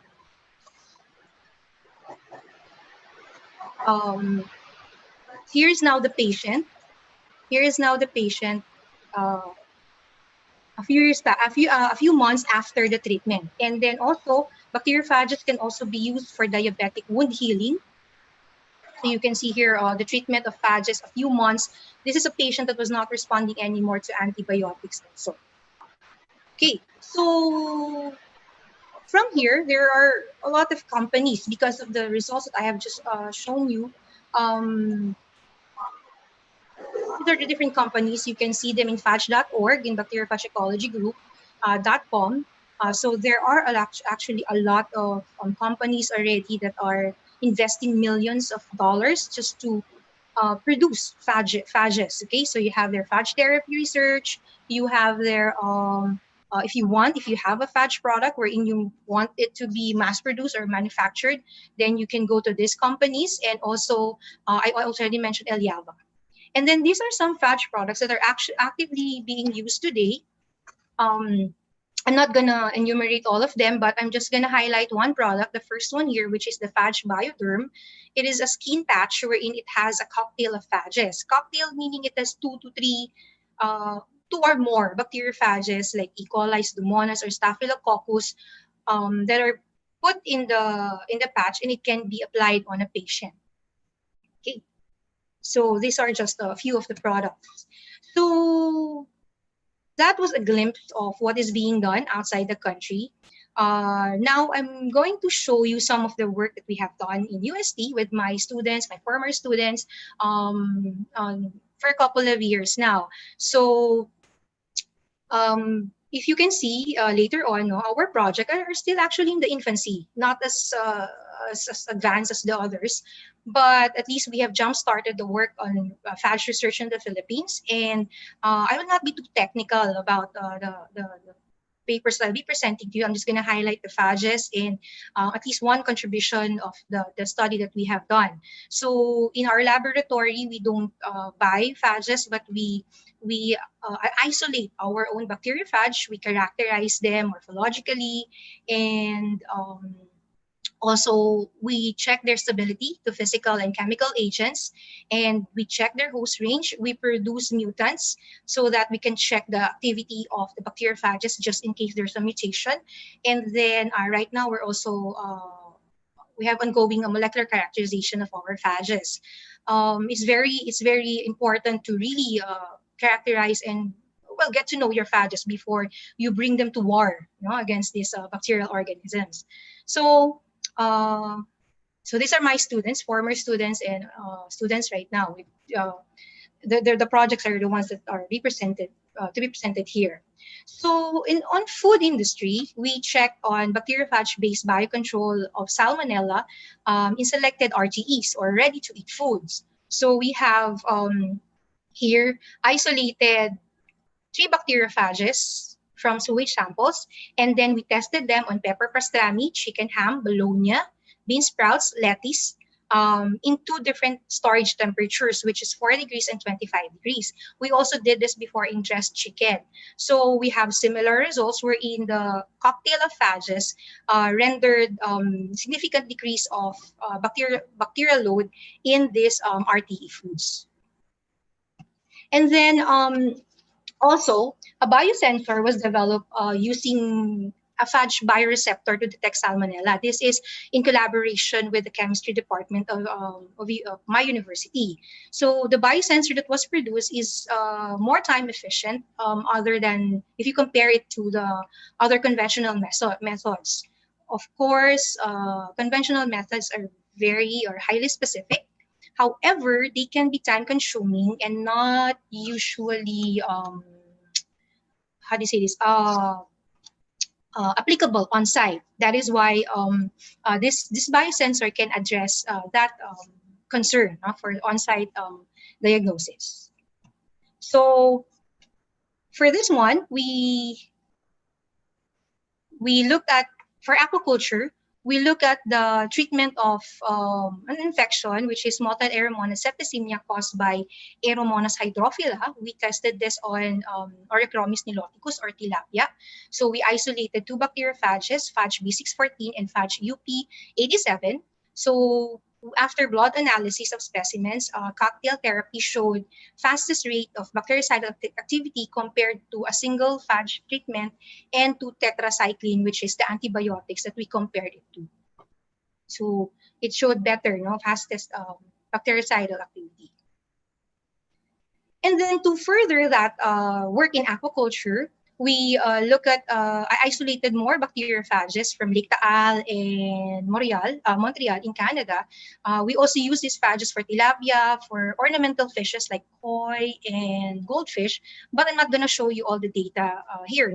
I'm just going to show you just a few pictures of the treated and the untreated tilapia that where we apply the bacteriophages. So comparing them, you can see here the treated with bacteriophage, and then you can see here the untreated, wherein you can see hemorrhage, fin rot, and scale shedding, and the organs are actually almost liquefied already. So these are promising results, both even in our ornamental fishes. And then for phage therapy, you should always see the phage delivery, or how do you deliver the bacteriophages. A lot of publications usually use intraperitoneal route, oral route, or phage impregnated feeds, and then also bath route or the immersion. So we try to compare all these methods being used and being published, and then we looked at the activity of our phages. Blood samples and kidney samples were checked, and then bacterial load decreased, and bacteriophage concentration increased alongside that. Notably, the IP route is more effective. Unfortunately, of course, it is more invasive. The efficacy of the oral route is actually depending on the fish intake of the feeds. And then the bath route was least effective, but take note that these three methods significantly reduced bacterial load. It's just that comparing the three of them, the bath route was least effective, but it can be proposed for prophylaxis of, let's say, for example, ornamental fishes. Okay, so, and then for therapy, we looked at burn wound infections. So we isolated the bacteriophage from sewage sample, and we looked at, this is bacteriophage MBO8. We placed it in hydrogel, used it for a single topical application, wherein phage MBO8 was more effective in one single application compared to the multiple application of antibiotics, colistin and gentamicin, which was used in the study, in treating the burn wound infection caused by a clinical strain of Pseudomonas aeruginosa. And then lastly, one of the studies that we have done with my students also, we tested clinical strains and environmental strains for the production of biofilms, because as we know, sometimes with hospital-acquired infections, this is a big problem. Okay, so we isolated bacteriophages. We have here 6 virulent bacteriophages, and we tested them against the biofilm formers, and phage cocktail therapy efficiently eradicated the antibiotic-resistant E. coli and Pseudomonas aeruginosa biofilms that were used in the study. So I just wanted to highlight, letter C. This is a bacteriophage named after my advisor for my master's degree. This is named after Dr. Ireneo J. Dogma Jr., a very well-known scientist in the country. So the phage named after Dr. Dogma had the best and most little activity among the phages that we were able to isolate. So that's for our studies. Just a few takeaways. These results, the ones that I presented, make good prospects for further development of bacteriophage products. Aside from phage therapy, we have food and aquaculture industry, very promising. Phage biologists like me, we're not here to replace antibiotics. We're just here to give another proposal, give another option, an alternative treatment, because we know that bacteriophages brings a new hope against our battle against antibiotic resistance. So with that po, maraming salamat. I'd like to thank the following who have supported all our work through the years, and all my students. Maraming salamat po, and good morning po sa inyo. Thank you very much, Dr. Papa. Just a quick question, because we have an open forum later after the 3 speakers in this second half of the session. Dr. Papa, are there specific applications of phages for certain infectious diseases? Well, certain applications, yes, ma'am. Aside from the ones that I already mentioned, there are, I think, actually a lot of bacterial infections, even TB, can actually be, phages can be used for them. I'd like to cite one example. We have lung infections like for Klebsiella or Pseudomonas aeruginosa. We actually did a nebulization project wherein we use a nebulization using phages. These are actually being used in El Java also. So we did that, and other applications, you can also use them even for dental caries, even for dog infections, ear infections, because bacteriophages can be used in patches, in sprays, ointments, suppositories, tablets, and also nebulization. So yun po yung other applications for bacteriophages. Okay, thank you, Dr. Papa. That's interesting to know that specifically the applications for human infectious diseases, because you have mentioned applications on aquaculture as well as other human diseases, but TB, that's good to hear that it has applications on TB and other lung infections. So we'll get back to you later. We will now proceed to the second speaker in this session. Thank you, Dr. Papa. Our second speaker is Dr. Marilen Parungaw Balolong. Dr. Balolong is currently a professor of microbiology at the Department of Biology and a university scientist of the College of Arts and Sciences, University of the Philippines, Manila.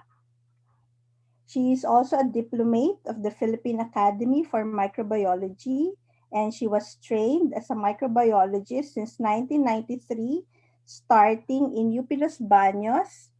And in UP Manila, she obtained her Doctor of Public Health degree in medical microbiology in 2015. She has been doing research for almost 25 years now, and she heads the Applied Microbiology for Health and Environment Research Group, advocating for One Health and Planetary Health. This is a research group at UP Manila which aims to address issues concerning health and environment through applied microbiology and molecular biology research approaches. So I will now give the screen to Dr. Balolong for her talk on resistomes. Thank you very much, Dr. Les, for that introduction. Good morning, everyone. First, of course, allow me to thank the organizers, PAASE, for giving us the opportunity to share some updates about our work and about the discipline where we belong to. Also, my greetings are going out to the participants catching us via the live stream and via Zoom. So today, my talk will revolve on the evolving value of analyzing resistomes from culture plates to whole genomes. Next slide, please. So before the availability of the first broadly useful antibiotics, life expectancy was much shorter and infectious diseases were the dominant causes of death. Antibiotics helped to reduce mortality that were not previously treatable. However, Fleming, who discovered penicillin himself, in his Nobel Prize acceptance speech warned of the emergence or possible emergence of antibiotic resistance. So while the development of resistance is a natural phenomenon, overuse and inappropriate use of antimicrobials are important factors in rapidly exacerbating the problem. Today, there exists resistance to almost every antibiotic that we use. Next slide, please. So the genetic and functional diversity in the resistome is vast, and actually it reflects the billions of years of evolution of microorganisms in close contact with toxic molecules of several origins. Phenotypic resistance can be acquired through growth in biofilms, for instance, swarming adaptation, or development of persisters, among others. But there is intrinsic resistance, no? So the intrinsic resistance here will include mechanisms that have evolved as a general response to toxic molecules. These are SOS response or the production of beta-lactamases or even the barriers such as your porins or the outer covering of gram-negative bacteria or outer membrane, I would say. Also, there's acquired resistance. No? So this comprises mechanisms that evolve. Actually, these are countermeasures to particular antibiotics or scaffolds, which are often through horizontal gene transfer. Next slide, please. So recent research points to the environment as an essential factor in the spread of AMR, as well as a possible reservoir of antimicrobial resistant bacteria and even AR genes. So this will include your soil, your water, your air, or even your built environments. Wild and domestic animals are also sources of resistance genes, and microbial species that are shared with humans, including many that cause diseases. So shown here are the possible interactions and transmission pathways between agriculture, humans, and the environment, and also including wildlife. So because the environment plays a multiple role in the spread and storage of AMR genes, more research is indeed needed. So how do we study AMR? And eventually, the resistomes. Next slide, please. Culture-based studies provide an important link between antibiotic resistance that is measured in the environment and antibiotic resistance detected in human clinical or environmental isolates. The advantage of culture-based studies is its low cost, and of course, the potential in combining it with other methodologies. The disadvantage, however, is that it provides a highly restricted view of microbial community structure for studies of environmental microorganisms if you're using environmental samples. So routine antibiogram techniques are also based on phenotypic study. But nowadays, recent high throughput and automated methods increase the processing capabilities, data production, and of course, the analysis, even if culture-based techniques are used. So to date also, a variety of molecular approaches have also been applied to study AMRs. Let us check them out in the next slide. Next slide, please.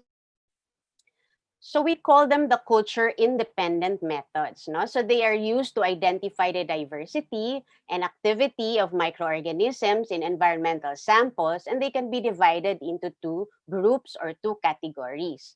First, the partial community analysis approaches. This will include your DGGE, your DNA microarrays, your RT-PCR, or your fluorescence in situ hybridization.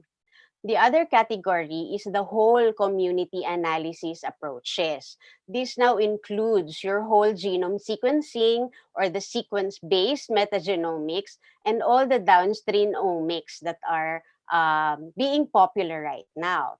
In my opinion, the combination of both culturomics or the culture-based and metagenomics approaches will significantly advance our understanding of the role of microorganisms and their specific properties. So in terms of studying environmental resistomes, what information are currently available right now? What are the gaps? And what can still be done? Next slide, please. So let's start about an update on soil as an environmental resistant. Manure, which contains large amount of antibiotics and antibiotic resistance genes, is widely used in agricultural soils and may lead to the evolution and dispersal of ARGs in the soil environment. If you would take a look at this figure, this is from a recent published report by Wang and colleagues.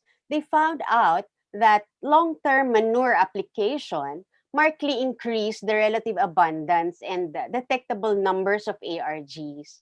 Interestingly, long-term effects of chemical fertilizers only moderately affected the diversity of ARGs and had no significant effect on the relative abundance of the total ARGs. This provides insight into the long-term effects of manure or even chemical fertilization on the dissemination of AR genes in intensive agricultural system. So in the country, here in the Philippines, this is also a good avenue to provide evidence-based research data that would influence policy on how to effectively improve organic farming in view of AMR transmission to our local produce. Next slide, please. Next would be the air as an environmental resistom. This would also include our built environments. So healthcare-associated infections or these bacteria associated with healthcare or hospital settings contribute to a major public health issue by increasing patient morbidity and mortality during or even after their hospital stay. In this figure, Christoph and colleagues performed a one-year cross-sectional profiling of bacteria and AMR genes in adult and neonatal intensive care units. So ICU versus the NICU. Apologies for this rather blurry figure. I never realized it was an eyesore. So anyway, I'll just tell you the summary of this figure. So they found out that in every 1.6% of environmental samples and 9.9% of patient samples, more than one resistance gene was detected. NICU, environment and patients were more widely contaminated with pathogenic bacteria compared to the ICU. And the patient samples, despite the higher bacterial load, have lower bacterial diversity than the environmental samples in both years.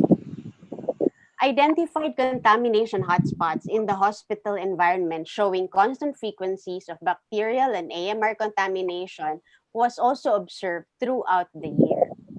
So what is the benefit if we study environmental resistome in healthcare settings? Of course, large-scale monitoring of hospital microbial contamination would be possible.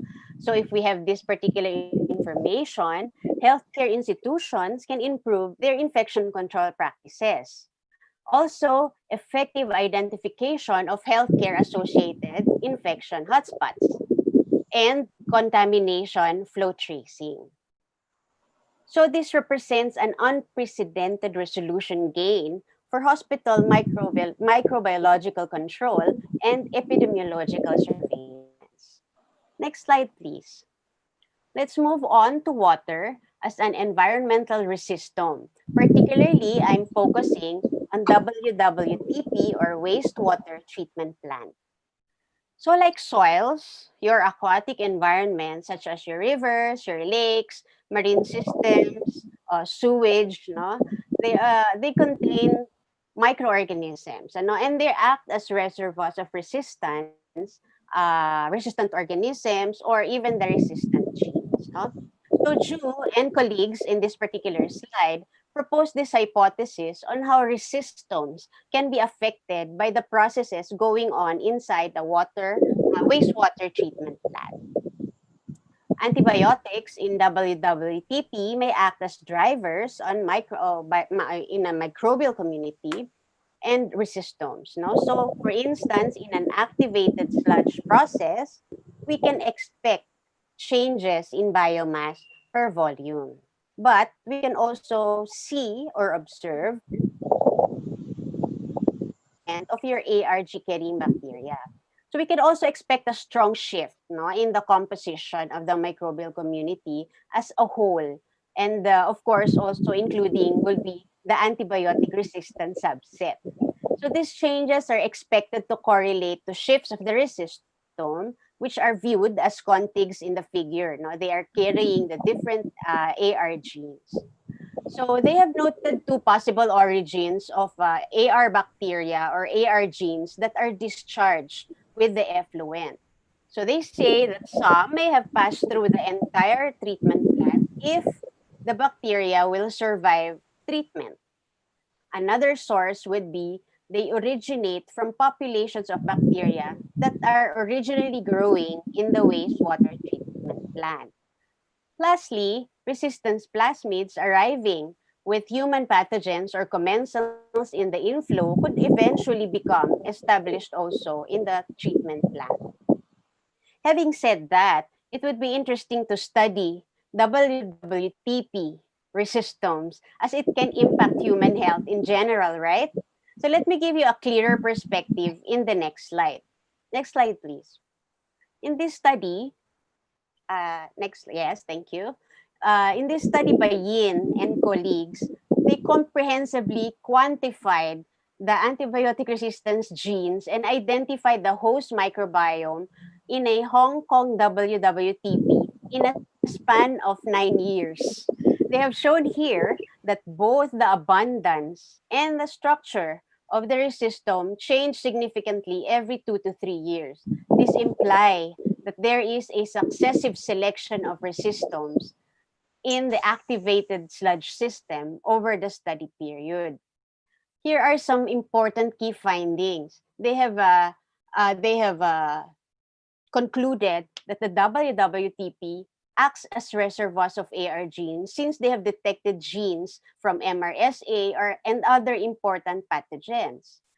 They also identified a core resistome in activated sludge, and they found that these overlap with those in other ecosystems such as urban sewage, livestock feces, fish pond sediments, and it reveals a broad dissemination of AR genes from the WWTP going on to the environment. So based on these findings, longitudinal monitoring of our WWTP is warranted for risk assessment to reveal emerging AR genes or evolution of resistomes, correlation of antibiotic-resistant bacteria, and the potential spread in downstream environments and concomitant exposure risk for humans. So if this is the case for the WWTP, how about drinking water reservoir? Let us find out in the next slide. So reservoirs, I have mentioned earlier, play a vital role in the control and management of surface water resources. However, the long water residence time in the reservoir can potentially increase the storage and accumulation of antibiotic resistance genes. So this is a recent study by Dang and colleagues, and they have showed the overall ARG abundance in the sediment was higher than that in water. No? They also seen that bacitracin and vancomycin resistance genes were the predominant ARG types in the water and the sediment respectively. So they also pointed out that potential public health risks posed by resistomes in reservoir were higher in the dry season than in the wet season, because the overall ARG abundance in the dry season was higher than that in the wet season. So having said this, we should have strategies that would include sediment control and pathogen monitoring suggested for water safety management in drinking water reservoirs, right? So it is time to provide evidence for the Philippines, perhaps, because there are no data available yet. Next slide, please. I think this is my last slide. Okay, so lastly, on behalf of my research group, the AmHERG UP Manila, we thank you for this opportunity. So the team has so far contributed to genotyping ESBLs in the healthcare setting. And also we have earlier managed to conduct a combined culturomics and metagenomics approach to limited the profiling of environmental AR bacteria and ARGs from WWTP to Manila Bay. But there's quite a lot of work to do still, no? So currently we are geared up, but of course we would love to have collaborators for the following initiative, no? For the agri-food systems and environment resistomes, also for the port and ballast water resistomes, as well as expansion of our WWTP resistomes research. We aim for products, we aim for patents, and hopefully our evidence generated from these collaborations will influence policy in the future. So hope this serves as an invitation for future collaboration. Again, thank you, PAASE, for this opportunity. Thank you for listening, and thank you. I will be happy to answer questions. Good morning. Thank you, Dr. Balolong, for that very interesting talk. So we will have more questions for you in the open forum later after the third talk. But just a quick question for now. Do you think the Philippines has now the capacity to do resistome research? That would be very interesting to know, right, Dr. Les?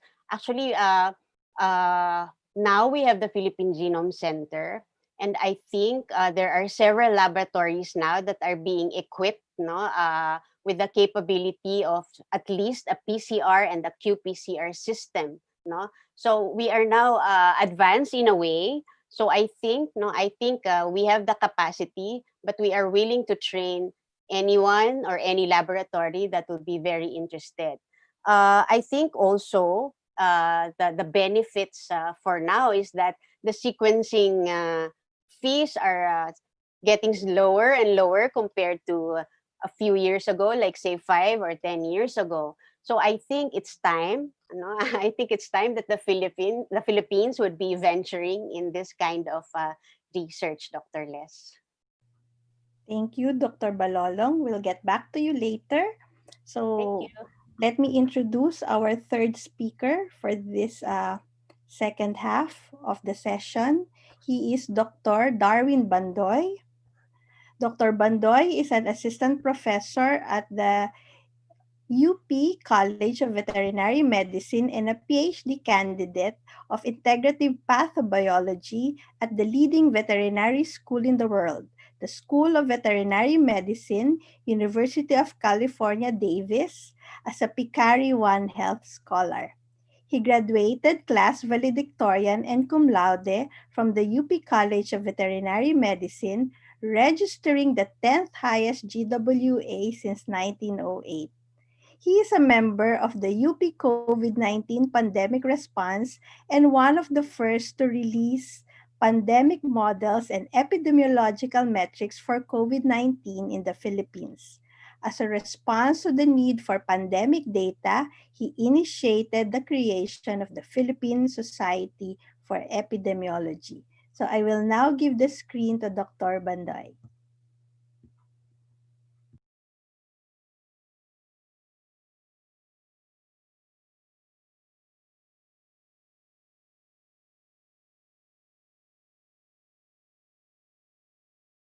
So, good afternoon.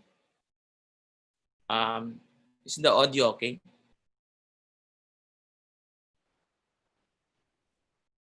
Yes, it's okay, You're Darwin. okay. Okay. So, good evening here in California. So, I'm here to present some of the analysis that we did. So, the flow of the conversation is quite interesting. We are trying to apply whole genome sequencing for One Health pathogens. And then, so that's Salmonella, Campylobacter, Listeria.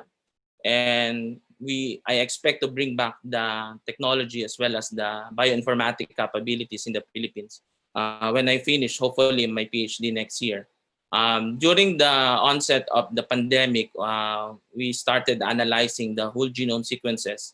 And one of the emerging challenges we found is that when you have 40,000 sequences, how do you analyze that? So that will be the flow. How do you integrate? Because this is the first time that in a pandemic, we have real-time whole genome sequencing that is occurring.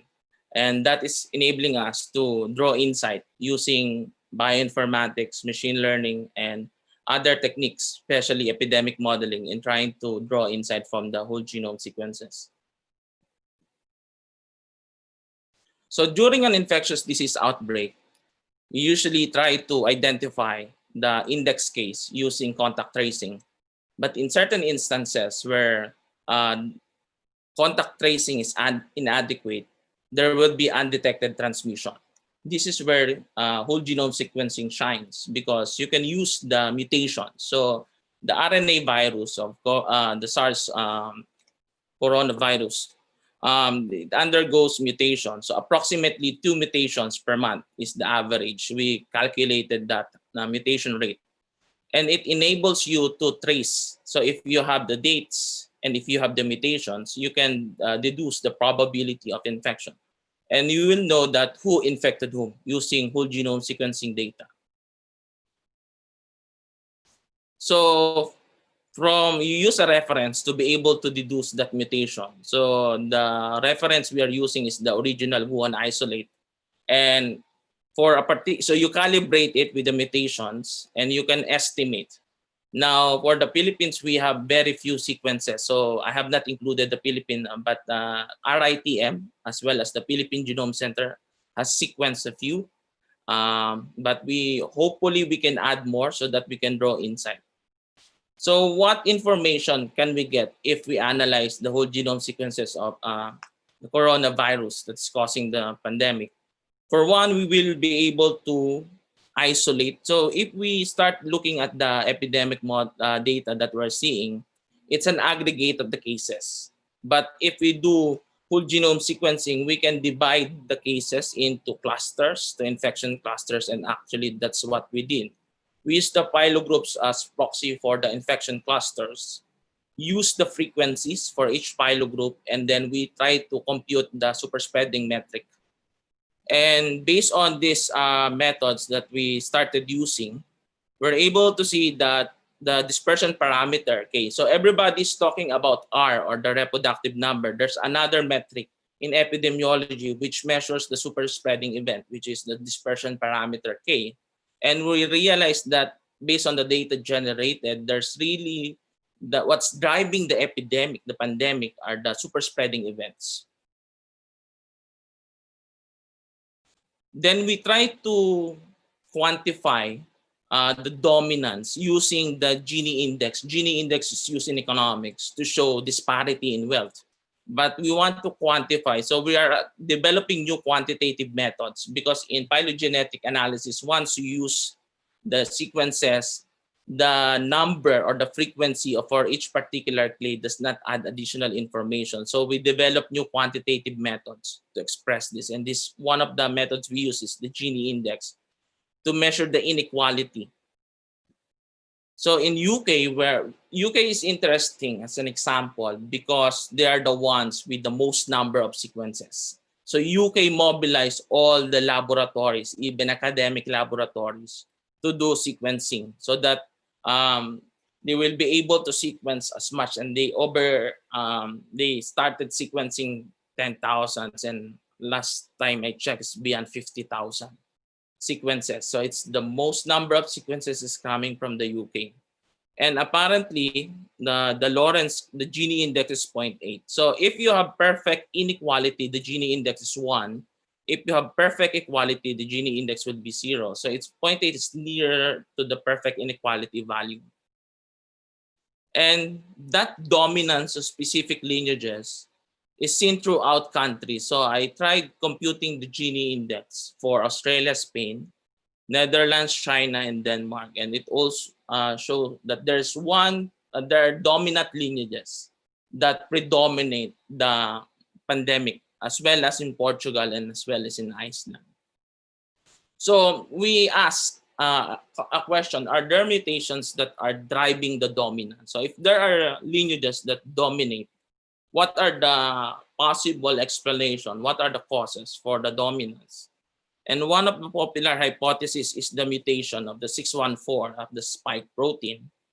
There are in vitro studies that were conducted showing that this increases the infectivity in cell culture. And if you use aggregate statistics, they are dominating. So once this mutation happened, if you look at the aggregate as statistics, it shows that they are dominating. So we tested the hypothesis whether this mutation is dominating and in what particular mechanistic way. So we computed the SNP-specific reproductive number. We found out that there are indeed differences in the SNPs if you compute the reproductive number, which is the average number of secondary cases from the initial case. So that is used in epidemiology, and we use it using allelic frequencies to compute the reproductive number. And you can see the effect of lockdown. The value of the reproductive number using SNP went down to 1, meaning that they are able to control it. So the genetic data is effectively capturing the intervention. So this is also a novel finding that we have, that if you have sequenced enough, you would be able to capture the effectivity of the intervention. And this is universal for other countries also that we check. So but there's a time delay to that. And this is associated with delays in testing and detection plus the incubation period. So if you factor that delay, so we use Apple mobility data. So upon the imposition of lockdown in the UK, there's decrease in mobility, which is impacting the reproductive number. But you wouldn't immediately capture this because even if you impose hard lockdown today, the cases will not increase tomorrow because of the incubation period. So if you factor in the incubation period as well as the diagnostic delays, you will have an elegant manifestation of the data. And then we applied, we parameterized an epidemic model, SEIR model. So we determined this reproductive number for each SNP, use that to parameterize the model. And this is the model that we developed. So the difference in the reproductive numbers able to capture the dynamics, the disparity of the G mutation versus the D mutation in the spike protein.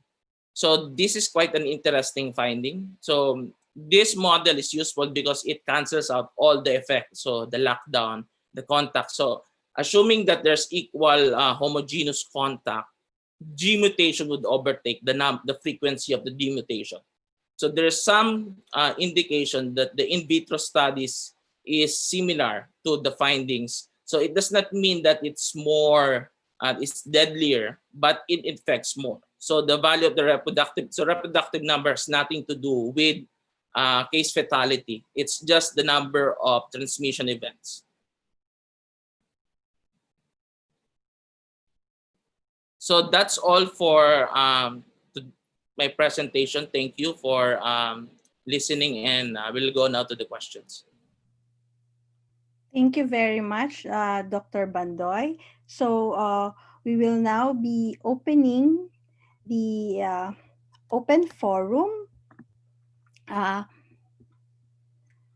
If I may do a screen share, I can flash the questions so far for our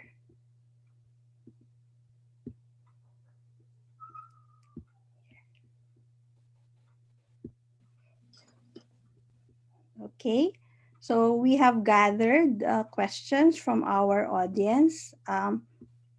Perhaps we can start with questions for Dr. Balolong. Dr. Balolong, there is a question from Dr. Asuncion Raimundo. If there are studies on build-up of AMR genes due to continuous use of disinfectant in the industrial settings? Hi, Ma'am Sean. Thank you for your question. Actually, there are some relevant data, not only in WWTP, but also in other environments such as soil, for instance, because antibiotics are not the only stressors in the environment that would contribute to resistance. So, for instance, disinfectants and other chemicals that we continuously use, those act as the stressors and microorganisms will pose countermeasures. That's why I mentioned a while ago that there are the intrinsic ones and then the acquired. So all of these stressors may trigger either the acquired resistance of microorganisms to resistance, either resistance to antimicrobial, resistance to chemicals, or resistance to other stressors, ma'am. So there are papers already that describe such build-up of genes. Build-up meaning the number of subtypes or categories of AR genes accumulates, and also, ma'am, not just accumulate, but sometimes they form like shifts, or there are some parang nag-iiba yung pattern, whatever stressor would come or would be present in the particular environment. I hope I answered the question of Ma'am Sean. Thank you, Dr. Balolong. There's also a question from Nicole regarding the most comprehensive database available that can be used as reference for identifying resistomes. Yes.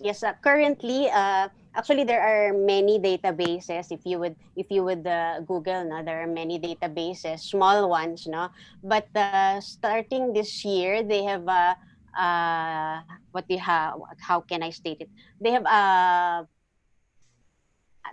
they have made or developed this card 2020, So this particular database that we can access at the NCBI actually will contain all those small databases. So parang yun na yung comprehensive AR database that we can use. And it runs in Ubuntu, and you can access through NCBI as well. Okay, and another question is from Paul Christian Gloria.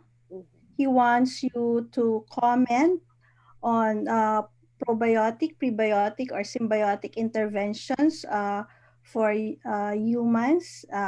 Can this be the future of protecting us against AMR derived from the environment? Well, as a scientist of probiotics, I wish, but of course, I cannot directly say right now that they can. Of course, we have to build evidences before we would say yes. No, but of course, we will be considering that particular idea. That would be interesting. Thank you, Dr. Balolong. Thank you. Our next question, before we go to the questions for Dr. Papa, I think this question can be answered either by Dr. Balolong or Dr. Bandoy. So the question is, do you think antimicrobial resistance has something to do with the COVID-19 pandemic? Dr. Balolong or Dr. Bandoy? No. uh, completely different realm. Na completely different realm. I think the AMR has a different story to tell, no? Para may sarili siyang libro than the pandemic, no? The viruses have also a different track to employ. For me, that's my opinion. Magkaiba sila. They have nothing to do with each other. Okay. Thank you, Dr. Balolong. Dr. Banoy, do you want to comment? So antimicrobial resistance is in the bacterial realm. COVID-19 is due to a virus. So they are different in mechanism. So although may resistance din sa antivirals, but they are different and unrelated to one another.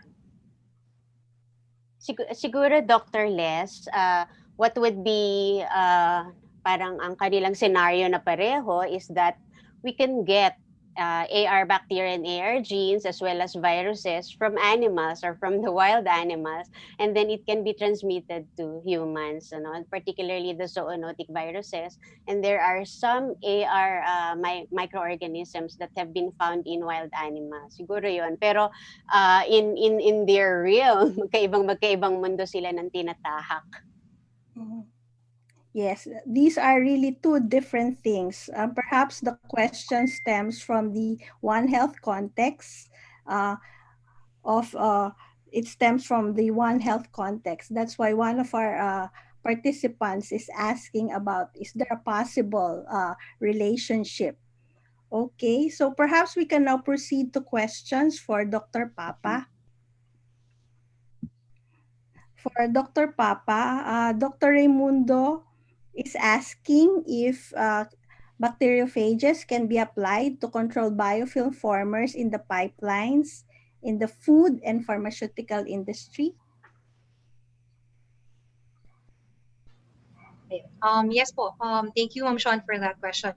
Yes, actually po, bacteriophages are now being used, well, of course, in other countries, for biofilm formers in catheters po. No, this is for the medical industry, but for catheters, they have been published already. It's been going on. There is an ongoing study in Europe wherein they're also trying to use bacteriophages for biofilm formers in underground and pipelines po. But I only saw that in a presentation in a conference. I haven't seen any published paper, but of course they can be used to control biofilms in pipelines, in food, and also pharmaceutical. Pwede po sila. Okay, Dr. Papa, how about the question of Dr. Ronilo Flores about the potential of reverting back to phage therapy for treatment of bacterial infections with the emergence of the AR. Yes, thank you, Dr. Flores, for this question. Actually, that is maybe the dream for a phage biologist like me to revert back. Although that's why we try to do these kinds of studies, no? Parang feasibility studies itong mga ginagawa namin. So that also to prove that, phages can really be used and are really effective. But of course, there are a lot of challenges that we will be facing. So hopefully we can revert back. But yeah, because of course mas mura siyang i-produce yung bacteriophages. And but the challenges, one is that we lack phage biologists in the country. Konti lang po yung mga nagtatrabaho sa phages, and that there are also in the country there's no regulatory board for yet, no, for the use of phages. So just a little of the challenges that we will be facing. But yes, I see, you know, the later on the potential of reverting back to the use of phages for therapy. I hope I answered the question. Yes, Dr. Papa.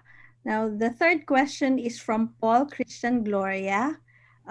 He's asking if you have conducted long-term studies regarding CRISPR immunity in the tested bacteria killed by the phages, and if you have seen anti-CRISPR or ACR genes.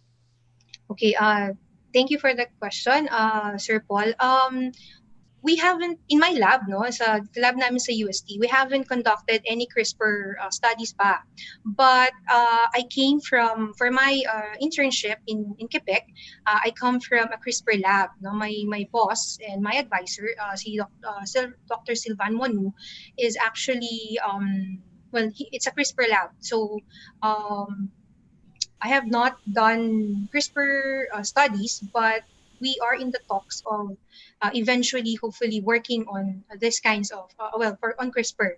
I have a lot of lab mates in Quebec wherein they have worked on CRISPR, and if you can look for papers by Dr. Sylvain Monu, they have work on different genes, even ACR genes, and CRISPR. We, in the lab, ang ginagawa pa lang namin is that we are producing mutants. We call this the bacteriophage insensitive mutants, or BIMs.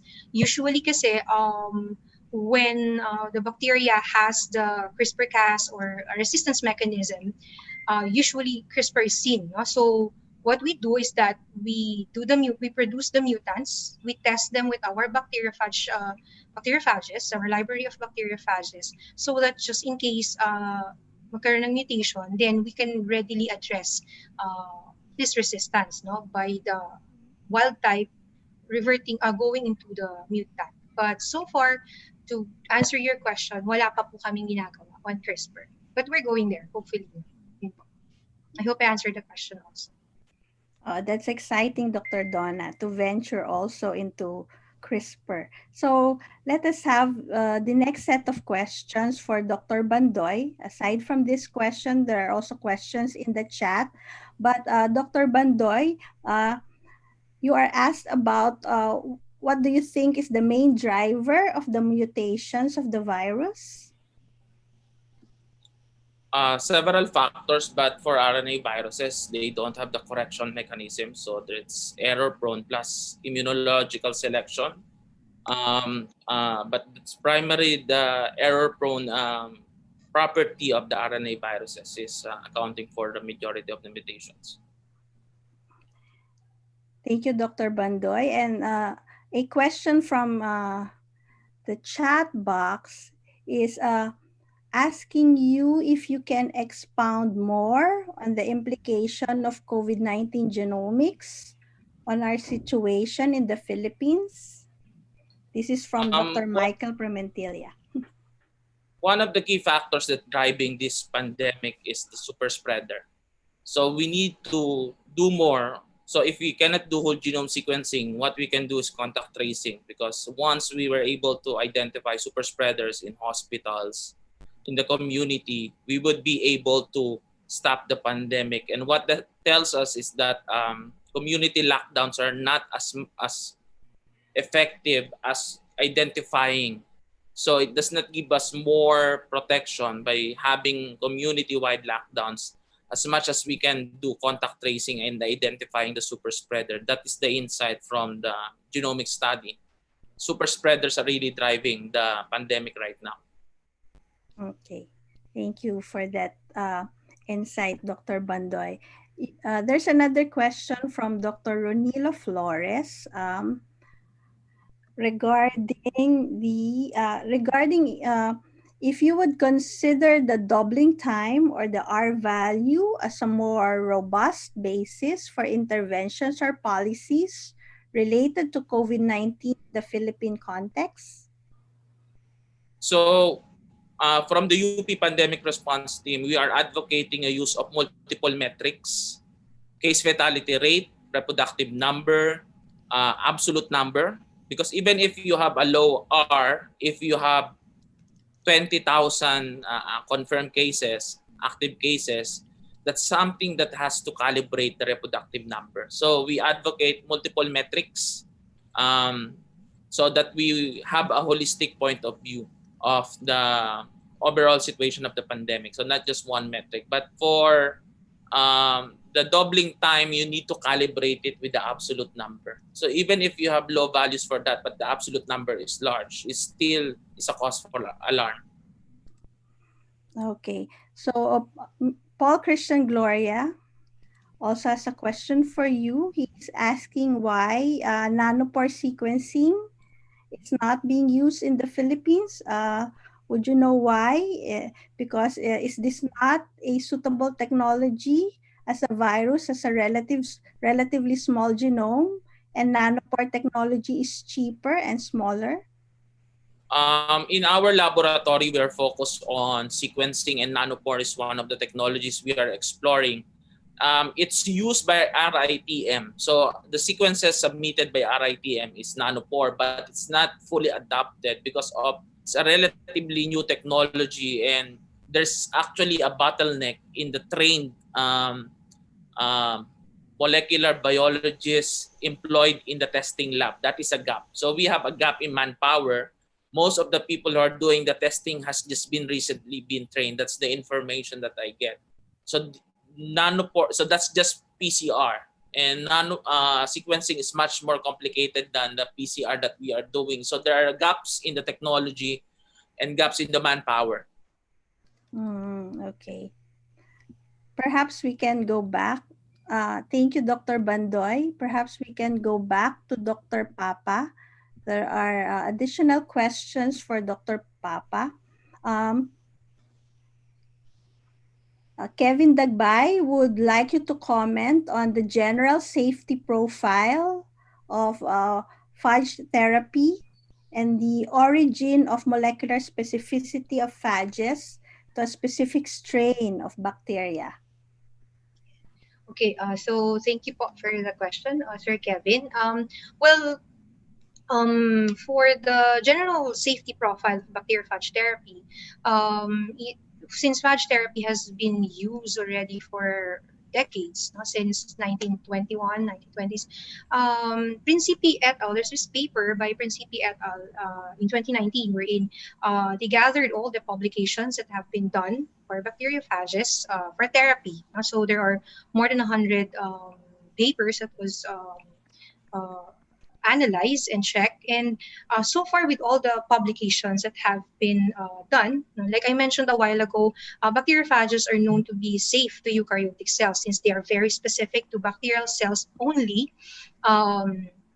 They do not jump to a eukaryotic cell, like a plant cell, or even to an algae, or even to a nematode. So with that, and also when the phages are administered into the body, usually bacteriophages do the job immediately. Okay, so when they have in contact with the bacteria that is causing the infection, usually within 30 minutes, they can already do the job in eradicating the bacterial organism.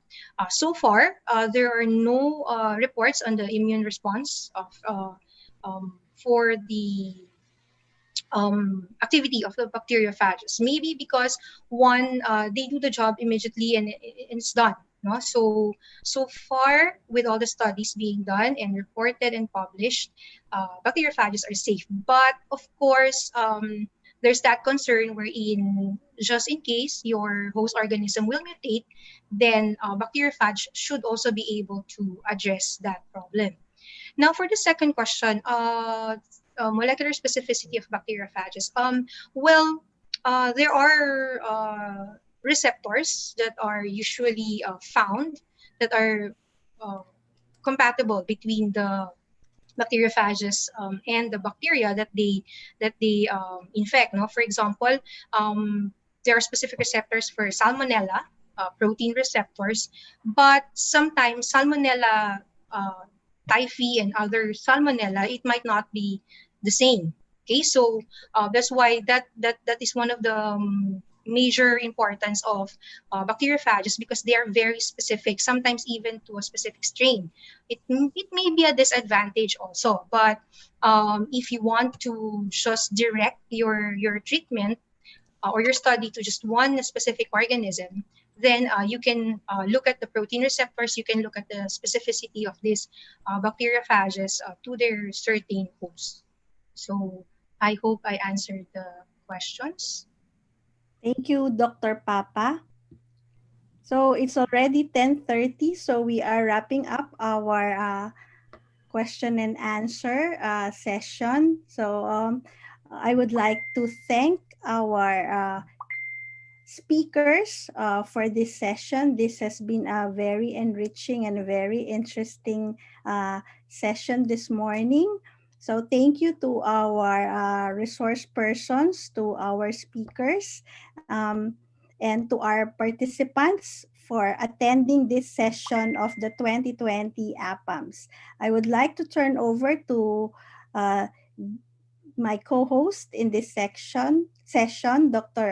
Michael Angelo Promentilla, to formally close the session. Thank you, Professor Dalmasio. I'm Les for moderating the second half. And again, I would like to thank everyone for making this webinar possible. So words are not enough to express our gratitude to our resource speakers, from our speaker from NTU, and of course speakers from the Philippines. In fact, if I have to sum up this session, I would say it's quite diverse. It's a diversity, and this diversity will hopefully translate into potential collaboration so that we will not work in silos. I mean, I think material scientists, engineers, biotechnologists, microbiologists would work together for a holistic vision of for example, of One Health, Eco Health, and planetary health. And I think the topics here, if you would like to connect the dots, is actually toward to this vision. Again, I would like to thank PAASE for allowing us to host this webinar. Ma'am, Professor Giselle Concepcion, the PAASE president, and of course, Dr. Kathleen Aviso, who is helping us to manage this webinar. So thanks again to the PAASE chair and co-chair for having this kind of webinar. So I think it's I had to close the session, but before closing the session, may I ask Dr. Kathleen Aviso, the co-chair of the this 20th APAMS, to provide some advertisement. Yes, okay. Thank you very much for that, Mike. So allow me to share my screen. So essentially, I just want to inform everyone about the other sessions of PAASE. So for those of you who are not familiar with the organization, so this is the Philippine American Academy of Science and Engineering, and we are actually celebrating the 40th PAASE anniversary together with the 2020 annual PAASE meeting and symposium, of which this particular session is part of. So we started our session since July 20, and we're running all the way to August 14. Every day we have sessions and lectures from Mondays to Fridays from 8 o'clock in the morning, extending up to 10:30 or 11 in the morning. So if you're interested, so kindly scan the QR code over there, here at the bottom of the slide. So it will take you to the program of the entire program of PAASE for the coming days. So I'd like to plug our sessions for tomorrow. So we have 3 different parallel sessions. So you may want to attend or participate in some of them. So we have diversity and representation in STEM and higher education. So that's parallel session 7.1.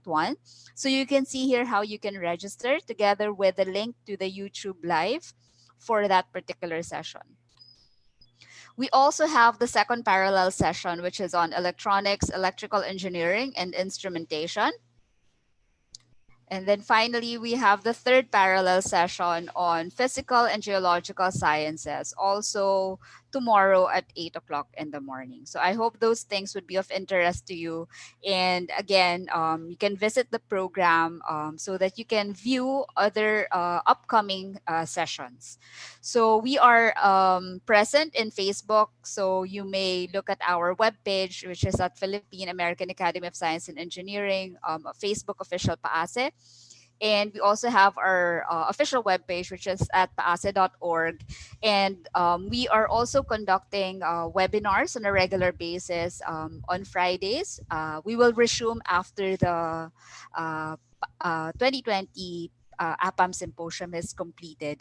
So all of our webinars are recorded and uploaded in YouTube at PAASE Webinars. So that's all from me. Okay. All right, Mike. I'm not sure if you have anything else to say. I think, Kay, do we Yes. have a photo shoot for this? Oh yeah, sorry about that. Okay, can I have do you want everyone, including the participants, or we have can to we have turn the on all the cameras, right? Okay, can everybody please turn on your camera so I can do a screenshot? Okay, let me see. Have a look. All right. So we have a total of 53 participants. So I'll be doing it several times. So kindly hold. Okay, so I'll take the first batch. Okay, hold on. Sorry. Okay, I'll take the first batch. And 1, 2, 3, smile. Hold on as I toggle through the next section. Okay, for the next batch. Okay, so everyone smile. Oh, can I have everyone to please turn on their videos? Yeah, not just the speakers. Can I have the participants turn on their videos? Yeah, so that I can get a screenshot, not just the names.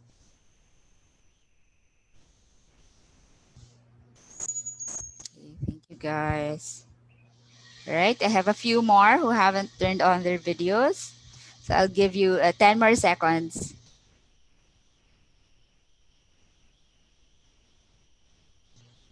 5, 4, 3, 2, 1. Okay, I'll take a screenshot. So 1, 2, 3, smile. Okay, thank you. Yeah, I think that's it. I think we have all the. Okay, I have the shots. Okay, although some of you did not open your videos. Okay, that's it, Mike. Okay, thank you, Kate. Bye, everyone. Have a delicious lunch. Hi, everyone. Thank you, guys. I hope you can participate in our other sessions.